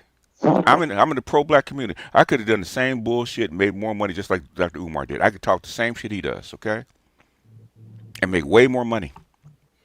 This is nothing, okay? 99%, Callis can tell you, 99% of stuff I do, I'm giving away for free. Damn sure, damn straight. And I've had people in the background say, "Man, get a couple of thousand people that want to hear this shit for $50 a month on Patreon." Ooh. Do the numbers. And it's shit that you will not hear any place. You hear it now, globally, worldwide. What 2, 3, 4, 5 years later after I said it? I told the MGTOWs back then. I said it's a protest movement, and the shit's gonna go global. Why are you trying to hide and cower because you're afraid that you're gonna get a backlash? Let that shit go. You know, now the China, half of Asia is doing that shit now. BGS, Same the principles. reality is you won't be appreciated till you gone, big dog. That's how it always goes. Well, I was gone in 2018. Y'all begged me to come back. Yeah. Oh, when YouTube stopped with the Google Hangout? Oh, no. No. When they went after my daughter, I was gone. Y'all begged me to come back. That's why I'm back. You and y'all and Dr. Johnson. That's the only reason I came back. I'd done my 5 years. I was gone. We're sick of this shit. See, we got to have a no-zero tolerance policy for shit like that, man. Well, as a collective. As a collective, but guess what, man? That shit still goes on. I know better than going to the underworld, man. But I did because he kept asking me to be part of his group, and guess what? I got disrespected. I said, okay, that's all I needed. Boop. Mm-hmm. And you on that list. Yeah. Yeah. But fortunately, Fortunately, the people like that I don't need, so it doesn't matter if they're with me, they're with me. If they don't, they don't. Huh? I think we respect what Compassion is saying. I think we have a zero tolerance policy for that. I think the people outside, the people that come in and out, those are the people that are like they don't care. Yeah. The people that are influential are gonna find my stuff anyway. They always did. Even when we had less than 200 people following us, okay? They're gonna find your stuff. You got to remember, BGS, I don't hold it against the chaos agents that long, because what Frazier say, we wasn't enculturated to accept masculine authority. No, we're not. You know, it ain't their fault. And we found that out during the Kamala Harris campaign. Because they took the mask off because they thought they could. You know, they still complaining about that. Of course they're going. Yeah, because it failed. Of course they're going to complain about it. The irony is, they would have, if Kamala would have won, they would have still complained that it wasn't 100% of us that voted for her. Yeah, but things they would have been in charge. It wouldn't have been as bad. But they took the mask off. They went all out for her, and it failed. And now they got to deal with the blowback because the men aren't listening to you no more. Because you pulled your card. Okay, you've already pulled your card, and most of the men are saying fuck you. Let me play this. Talking about fucking. And Trell says, speaking of Becky, play the Snow Bunny, please. Oh boy, this is gonna be a staple on the channel. Here y'all go. The Black Kings get divorced, and then what happens? They're like, F it. We're moving on. Snow Bunnies are gonna clean me right out. So the snow bunnies get on top of things and they mix and they have this beautiful baby, and the process continues. So I do find that black kings often go to black queens first, and then they're like, snow bunny time. They'll either divorce them, dump them, and then move on, swiftly move on, and they'll feel all cleansed, you know. Right. Anyway, on that note, do you like my nails? They're very Christmassy. It's almost Christmas. Divorce season's round the corner, which means snow bunnies warm in January. Yes.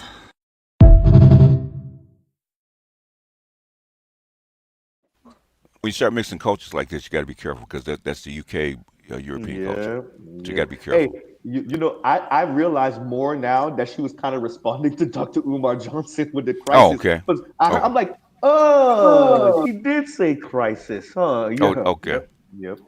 But Z, who was that? That's a TikTok? Is she? That's a real content? Yeah, that's a TikTok that Black Uru sent me, and yep. What she said is she's saying she's not even gonna fight for black. She's not even gonna fight for black men first round. She said, you know, black women, you got that. I'll wait after the divorce. I got them after the divorce. Because we know you're gonna fuck up. Literally, she said that. Literally, that's what she said. So the UK black females is fumbling the bag too, just like the American. Oh, they're worse. They're worse. Yeah. They're worse. It's because they're immigrants and they're coming over and they have to adjust on the fly because they come from a patriarchal society when they come in, and then all of a sudden they get all these freedoms and they go nuts and they figure out why it doesn't work. And BGS, their men, European black men, aren't laced with that black guilt. No, she was talking about. No, they're not. Nope. And the society doesn't push against them dating whatever woman is going to be with them. How do you think black men, you know, the uninitiated, can address that guilt? Either you get yourself free out of the matrix or you die with it. One of those two things. I mean, the thing is, you can't. The thing is, the pro-blacks stop arguing with the manosphere about how black women are. They stopped it. You know, after a while, oh, you know what? We give up. You're right. And it comes out of their mouths. We're hearing it. Oh, you're right. But now they're trying to do what Richard Reeves is doing, right? Appeal to your sensibility, right? To your sensibility of kindness, of giving, right? Okay, we know they're fucked up. We know things aren't right. But the thing is, if you guys give up, guess what's going to do? All this shit's going to fall apart. That's what old boy on your stream the other day was trying to get at, the young guy that just found you like 3 weeks ago. Yeah. He was trying to figure out, okay, I get it. They're traitors. They don't love us. But how do we keep the black ethnic group together? And now he could. So why are you coming to me? Because I don't believe. Listen, I don't think black women know. As a guy from New York City who's been in the scene in New York City, black women really don't know how popular black men are with other groups of women around the world. Like when the au pair, so in New York City, a bunch of Swedish, German, and Finnish women come to America to become what's called au pairs, which are high-end babysitters or nannies. Yeah, babysitters for wealthy couples. And so it is not uncommon for all these 5'8" beautiful blonde blue-eyed women to exclusively go after black men. No, but Socrates, let me ask you this. My bad. Go ahead. Finish Socrates. Now go ahead. You ask the question. Go ahead. I was going to ask you a question. I don't think that black women are unaware. Whose background is that? Please mute up. Yeah, somebody's got some music playing in the background. Got music or something. I think what partly animates black women's contempt of us. Sounds like somebody's in a mall or something. Yeah, Oh, that's probably me. Oh, that might be used. But yeah, no, just to finish it up. No, I think what animates some of their contempt is they are aware at different levels of our attractiveness to other women, which bugs the shit out of them, and which actually animates the hater, the hater in black women that we sometimes can't put a finger on. Pastor, you're not saying it. Let me say it. Go ahead. Let me say it, BTS. There used to be. Oh, my bad. Let me real quick, Elio. You got to. The problem is that non-black society has decided that black men are the beautiful ones in the black community, and that shit drives black women absolutely insane. I said it. There you go. Mrs. Z is correct. Mrs. Z is correct. the thing is, and this is what I was saying about black male collective guilt, right? And I said this about interracial marriage, right? Black men for 200 years are kept in a box, okay? In other words, by other women, by other men, right? You cannot date outside your core group of black women. Otherwise, you're going to face severe consequences, whether it's Latino, Asian, white, whatever, right? Okay? As soon as those barriers were down, black men started having options. Black men are not used to black men having options. They've never been trained for a group of black men, a group of men that have options, okay? They've had their options. We have not. So the thing is, they don't know what to do with it. So what are they going to say? Well, you know what? It's never happened before, and they don't want. What is the first thing they say? They don't want you. They don't love you. They don't want to be with you. Okay, because that's what they've been. That's what their mothers have told them, and we're not going to believe it until we actually see it. That's how come they can't stand passport bros, because it's video. It's a video example of other women loving and accepting and desiring and actually begging for your men to come over. They can't handle that. And I've always said the reason why I support passport bros is not necessarily to have guys go out and trick and even have necessarily long-lasting relationships overseas, but just to have the exposure. Because not everyone gets a chance to go to New York City or LA or these cosmopolitan international cities, so they don't get an opportunity to actually meet women from other parts of the world. And they don't realize that other women from other parts of the world have a very high opinion of black men. Like it is completely different. It will blow your mind. Even in big cities like LA, New York, and international cities, right? There's still a box, a social box they put black men under, right? Correct. You have to get to Manhattan. Yeah. So when you get outside the country, guess what? There is no box. When it came to our relationships, there used to be a day where the racism was far trumped the hate. But now the hate grew so much, it blurred the lines, and now people are like, whatever. Yeah, last week I brought up this concept about false consensus, and it speaks to what saying now. So somebody saying that nobody wants you, and then like it's kind of like at the same time it's like says you. And they go overseas to be passport cis and find it's the opposite. Nobody wants them. Correct. And I have I video say, coming like, up in 1 minute to explain that. The funny part about it is, like, if you go to these international cities and you go to the club scene and you make it there, because a lot of black guys want to go to the black clubs. Like in New York City, it was Home and Guest House were the exclusive black clubs with the metal detectors. But if you go into the ones that are more international, where they play techno and house music and blah, blah, blah, you'll see it. The black women are ignored while the black men are surrounded by white girls.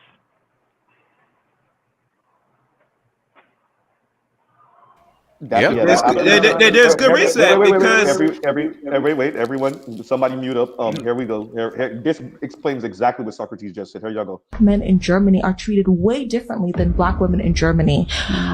Black men are appreciated in Germany. Black men are put in a cultural sense, in a societal sense, you are seen as interesting, whereas black women are seen as lesser. An experience, a novelty in which you can approach voyeuristically, and it's dehumanizing. I was a member at Soho House, and I remember seeing a black man sitting there, and there was all these white women around him glorifying him, gawking at the fact that he was existing. And I think black men need to acknowledge that their lived experience in Germany is disproportional to that of a black woman in Germany. And what I'd say Correct. about why should we care? But see, that's what animates a lot of the contempt. But once again, let's pause right there, because what we just asked, why should we care? What, and I want to extend that out and say, okay, we do acknowledge it. Now what? Okay, you said you want us to acknowledge it. Okay, we acknowledge it. Now what? That our treatment is different and disproportionate. Okay, now what? They want you to have compassion for them. That's what they want. No, they want us to kiss their ass. I mean, if when the situation is reversed, they have compassion for us. Absolutely not. No, they absolutely not. White boy. They gone. No, they don't just want compassion. Y'all got to listen to them. They want you to celebrate them to other people. Yes. While those white women gawk around you, you're supposed to talk about how great black women are. You're supposed to pull her over into VIP when they pull you in VIP. You pull her into VIP. You're supposed to shun all them white women for her. Yeah. Yes. That's Listen, man. all the guys that I know who made it out to Manhattan into that scene, they left black women alone. So nearly everyone on Kai, my boy Kai, he's married to a white woman. Another friend of mine is married to a South Korean woman. Another guy I know is married to a Filipino woman. Once they get a taste of that, it's over. Because because I believe most of them are more attracted to black women. They like black women bodies. Right. But the attitude, can't you? Once you get a taste of that, yeah. Because a black woman's attitude is a pleasure for you to meet her in every reference. You could be a D1 athlete finna go number one, and it's a pleasure to meet her. Nicki Minaj has a lyric like that in a song that says something like, "Hi, nice to meet you." No, "Hi, you're right. It's nice to meet me," or something like that. It's a joint that she has with Birdman and Wayne, and she said, "Yes, pleasure to meet me." Exactly what Compassion just said. That is the attitude. That is the Klingon mating ritual that all little boys go through in a black neighborhood. Okay, she's supposed to reject you. That's part of the deal. You have to prove that you can go beyond her rejection and win her over. That's what she wants. That's called love. Yeah, it's like taming a Go tiger. real quick, Compassion, because Betty was trying to say something. And Lion, if you trying to come up, try to come up again. It's called handling her, right? Say that. Yep. It's called handling her. Let me see if I can find it, because even though I like Nneka Okafor, she said something that. While you're looking for that, let's let Betty go real quick. Go ahead, Betty. Yeah, it's a big you problem. That's all it really is. Is at the end of the day, it's not with black men. If you're concerned that when you're out and about, these guys of other ethnicities and shit isn't giving you attention, I mean, like what's the movie? Don't Be a Menace. Message. Maybe it's your image and how the world perceives you. Maybe it's how you move. Maybe it's the things that you value and conversely don't value. Did you hear that? Did you hear that, Better You? Wait, here go. Wait. Everybody, clear some space, Elevary. Clear some space. There you go. Yeah, I got you. Ladies, go ahead. Go ahead. Name we have a plane. Right? Wait, what you said? What do you say? That was King Ivory Wayans and Don't Be a Menace to South Central while drinking juice in the hood. And the best time, I remember one of the funniest ways he did a message was when he was dressed as a baby, spits out the pacifier and screams, "Message!" Yeah. Y'all don't remember the movie?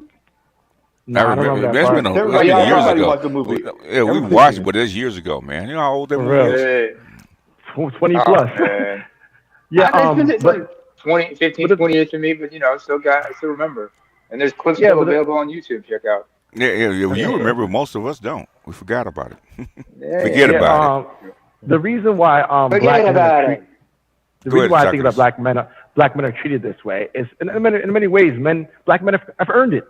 Even the black men who do make it to these circles, they're not there for no reason. Chances are they have a style, they have charisma, they can dance, they're friendly, or they have a great personality. They're there for a reason, and they gravitate for them, not just for the color of their skin, but for the way they carry themselves. Black women, even when they are in these places, a lot of them have that same attitude, and it's a put off to everyone. And that's why it's like, I don't know what you expect. Why do you think that you can carry? None of the other women behave this way. The Asians, the Indians, the Middle Eastern, white, none of them behave this way. Black women consistently have a bad attitude. So why do we feel guilty about leaving them behind? Oh, I don't feel guilty. I mean, I'm not saying you left on collectively. You know what I'm talking. You know what I'm talking about, sacrifice. Black men are socialized. Black men are socialized to be messianic. Black men are socialized to be messianic and feel like the black community is their burden and is their responsibility. I think it's slave morality. The black man's burden. I think it's what Gigi said was slave morality. I think black men are socialized to actually defer power. That the power of being the one being the one admired makes us feel insecure because we actually have a deep embedded slave morality that we cover up with. And passed on by whom? Talk about and being desired and whatnot. Let me play this real quick. And 414 says, and thank you for the super chat, clean me right out, Snow Bunny. And he says, admire. So let me play this for him one more again. Here y'all go. The black kings get divorced, and then what happens? They're like, F it. We're moving on. Snow bunnies are gonna clean me right out. So the snow bunnies get on top of things and they mix and they have this beautiful baby, and the process continues. So I do find that black kings often go to black queens first, and then they're like, snow bunny time. They'll either divorce them, dump them, and then move on, swiftly move on. And they'll feel all cleansed, you know? Right. Anyway, on that note, do you like my nails? They're very Christmassy. It's almost Christmas. Divorce season's round the corner, which means snow bunnies warm in January. Yes. She's calculating with it, y'all. Average black marriage is 5 years, right? I see it now. I found it. You know, it's funny. I was reading the comment section of this. Yeah, and when you get a chance, pull this up. See. I will. No, go ahead, finish. Yeah. I look at the comment section, and a few black women were saying things, and 1 or 2 black men were against this. And I find it ironic with 9,000 likes on this particular video. What are black women saying? What was the message? You want to read it? I'll read it to you. All right, hold on. Read a couple. Read a couple. Yeah, go ahead. Exactly. Let's read one. And I'm named by the body. Yeah, I know she's being sarcastic. She's basically saying that you're typically leaving y'all black women to go to white women and then get cleaned out your bank accounts. She's excited because the divorce season is coming, blah, blah, blah, blah. And in other words, she don't want you. She just wants your money. Okay, that's what she's trying to say. And then one person, I think this is a dude, said, well, in most marriage that end in divorce, 85% of them were women filing for divorce. Men usually don't leave their women. So I think those men go for more submissive women next, whether if another black woman, Spanish, white, Asian, etc., whoever she is, she's much more submissive. And then she responds, that's fine, but she's not being submissive.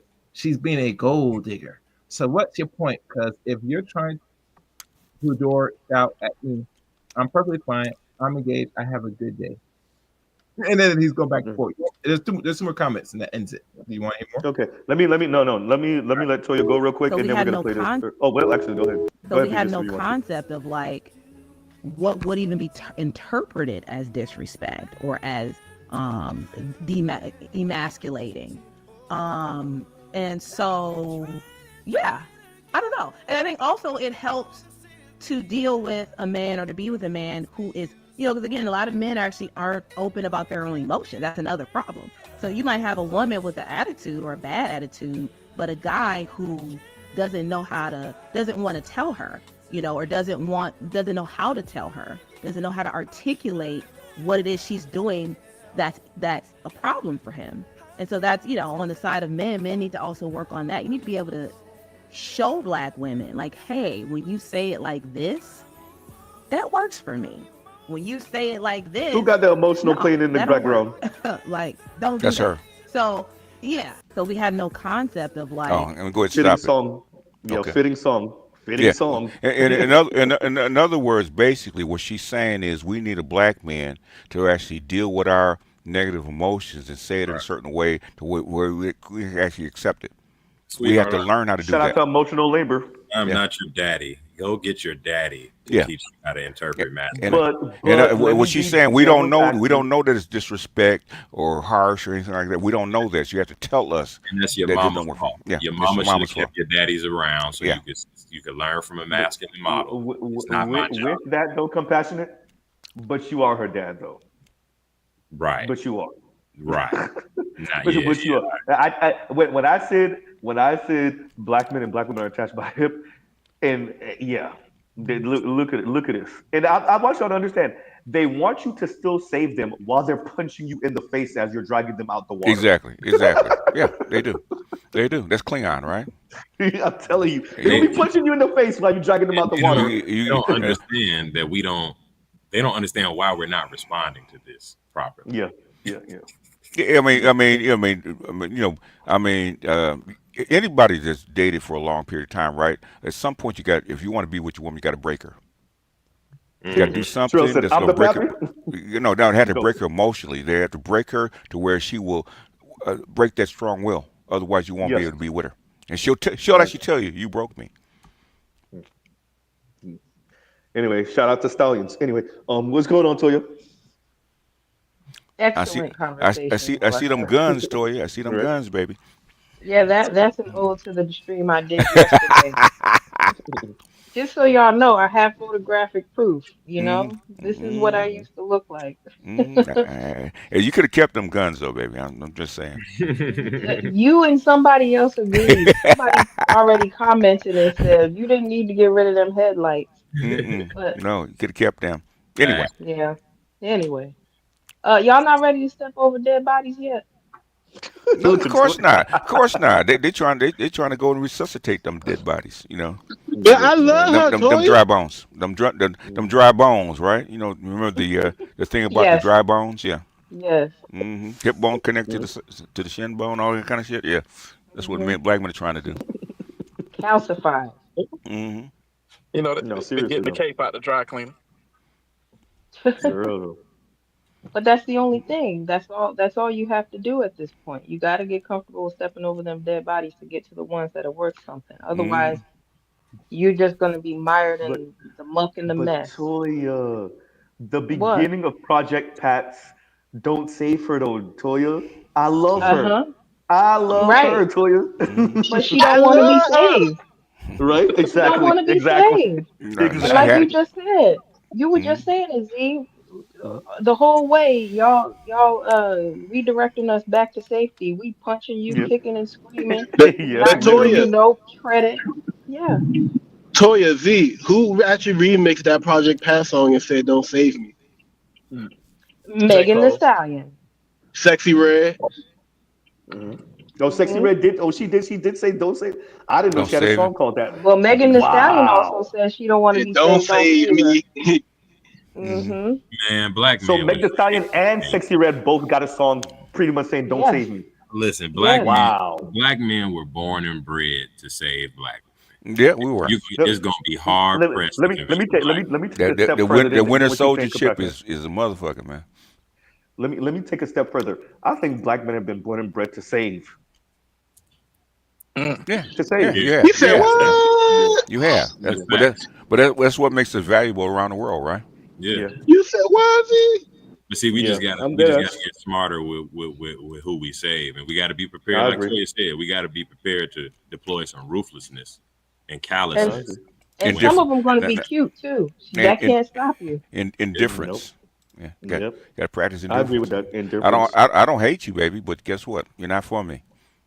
But Sorry. that was but brilliantly, that's why the gynocracy designed that black male guilt, because that really makes it hard for you to ruthlessly be about yourself. Let me play some of my favorite clips real quick. The black community has become That's how it starts, taking bitches out to eat, meals and whatnot. Next thing you know, you wake up in a rest haven for hoes, a sanctuary for scandalous skeezers and stunts. A sanctuary. and if they want to be saved, anybody that want to be saved, we got to do this. You gonna pay what you owe, I mean, when you have a 300-pound black woman on a platform saying what she will and will not accept, and she deserves a high value man. Hey, guess what, BGS? You know how we should have responded to her? I said, we don't have the capacity.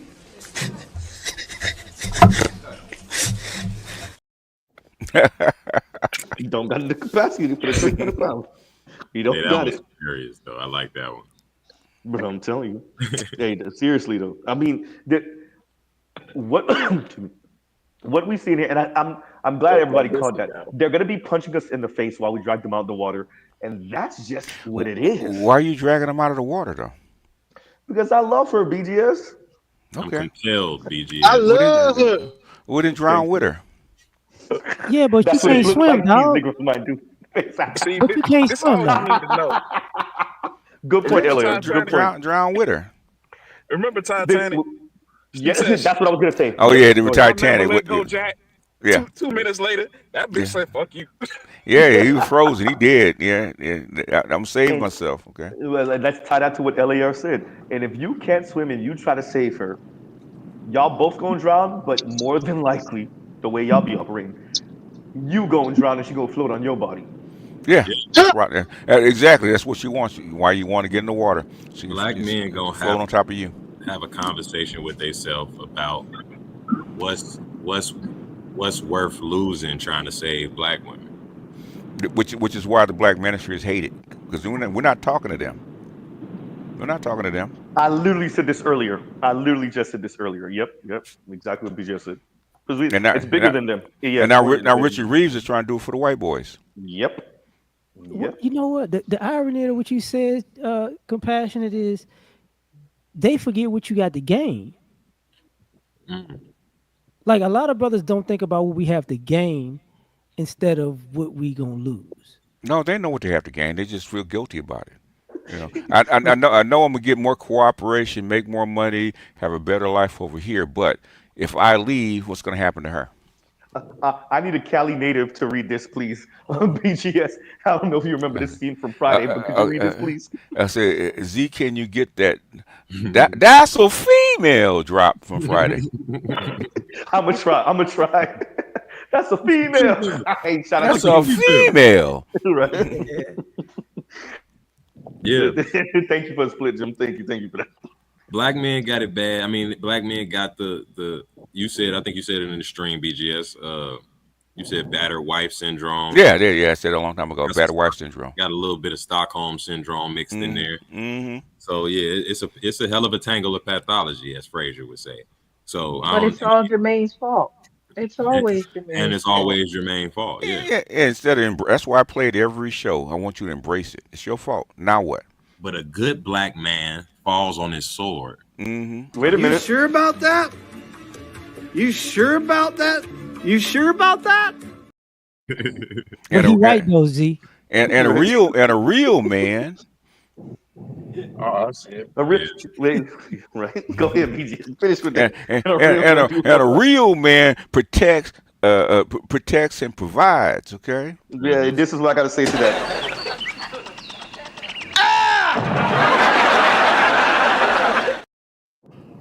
And the shit, and the motherfucker still stinks like cheap cologne. And in the next 10 Senate winter soldiers come out. Yeah, man, a real man protects him. They don't ask what a woman brings to a table. He at the table. He make the table. Okay, he just do what he do because he a real man. That's what a real man do.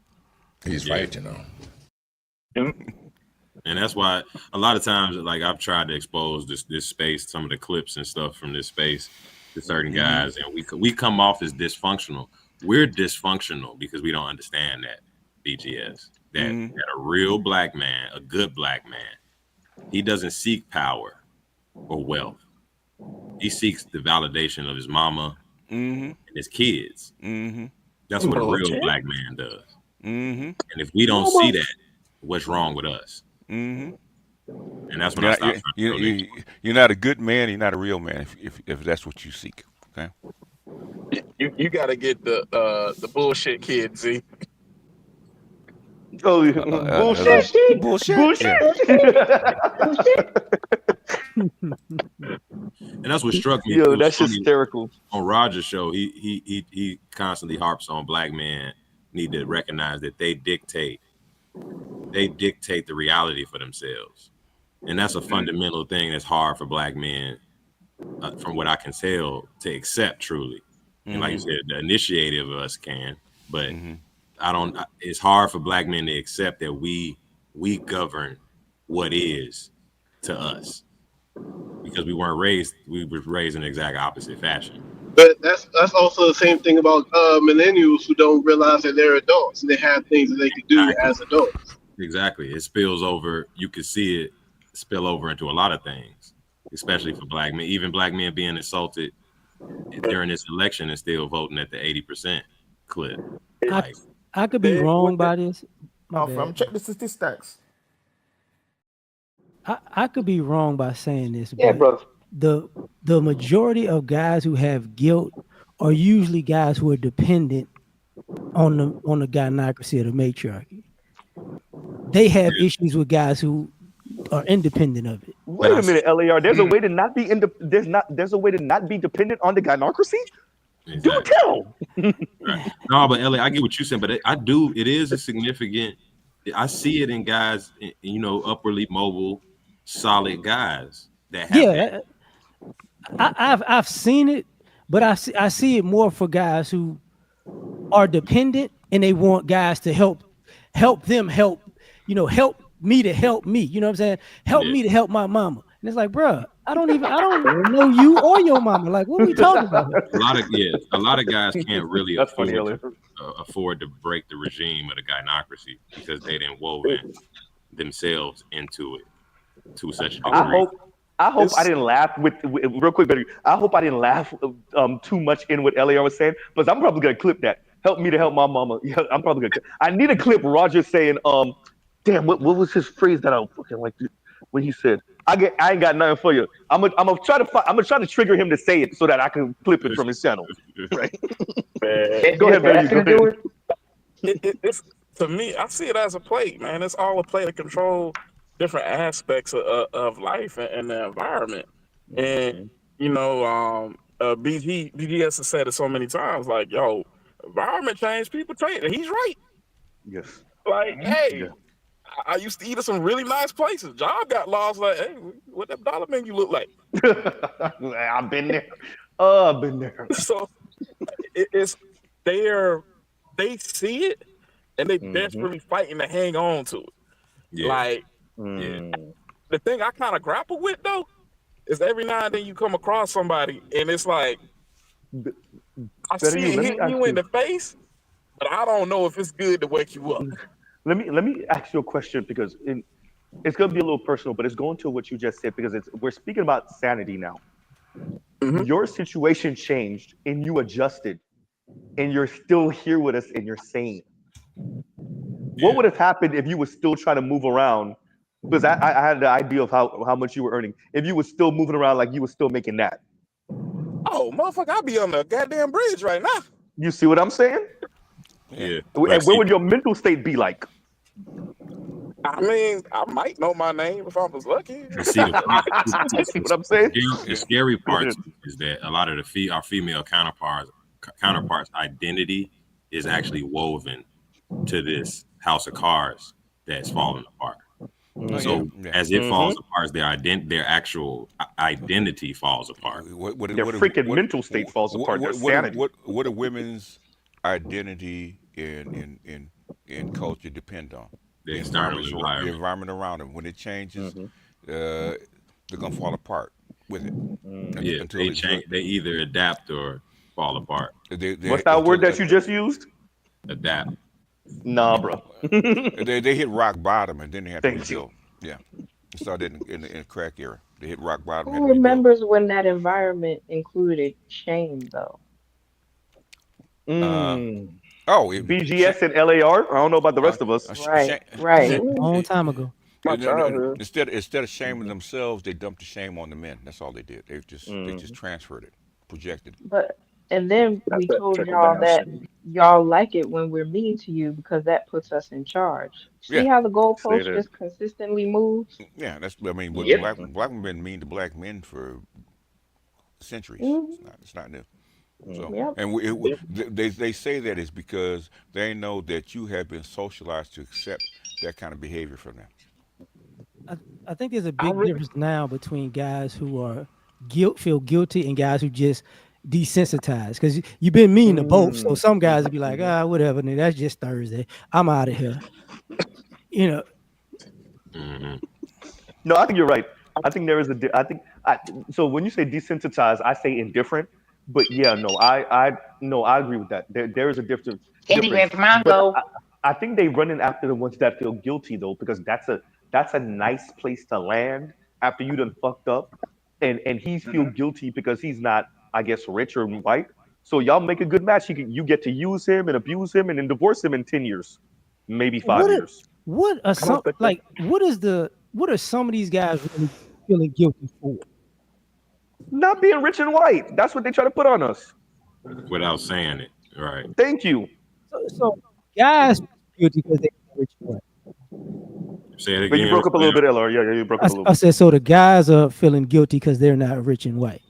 Damn near. I don't know if it's because it's not something that is in you until it's socialized in you, or it's guilted in you. Like, nigga, don't talk. You ain't rich and white. Nigga, I don't gotta follow your rules. You ain't rich and white, right? And nobody's overtly saying that, but they're implying that and suggesting it.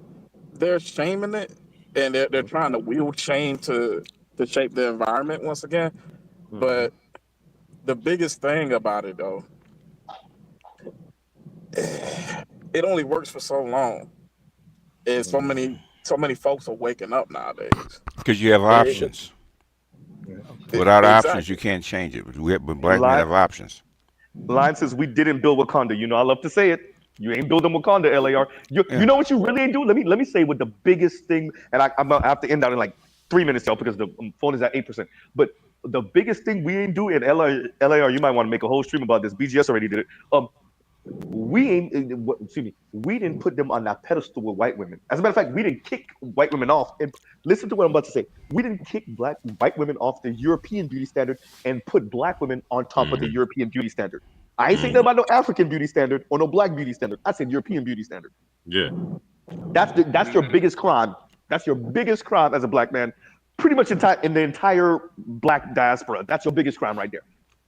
Because that the white womanhood is not just an American thing anymore. That shit's all black diaspora now. You didn't make her the woman king. Yeah. Ooh, God damn. Yes. Oh, fuck that term. Fuck that term. But Z, we might as well be Akon saying sorry, blame it on me. But let me let Toya go real quick because I got to read this super chat. Go ahead, Toya. You was trying to say something. Wait, she gone? Oh, she said. Oh, I guess she was saying she was that over was here. me. Okay. Okay. Oh, go ahead, better you, and then I'm gonna read this, and then we got to go. 7%. Go ahead. Yeah, I really feel like all of it really stems from a lack of ability to compete. They don't know how to truly compete for someone's affection or even for someone's attention. And I really had to take a step back and like some of my lady friends, even some of my cousins that are a little more lost than the others. It's like, damn, like y'all really believe But what this happens when shit? you tell yourself that you didn't have to compete, especially for black men? Like you think black men are a given, right? And then I think black women know they have to compete for non-black men, particularly white men. I think they know they just won't do it for the most part unless he's just that dude, right? That Brad. But for black men, I think they think it's a given. So when they're presented with the situation where they might have to compete, they might have to throw blows, they might have to dress better, they might have to speak better. I don't think I agree with you. I don't think they know what to do with that. I'm gonna keep it short and say this. This goes back to the participation trophy thing. When you grow up not actually competing and everybody's a winner, your idea of what competing is actually dysfunctional.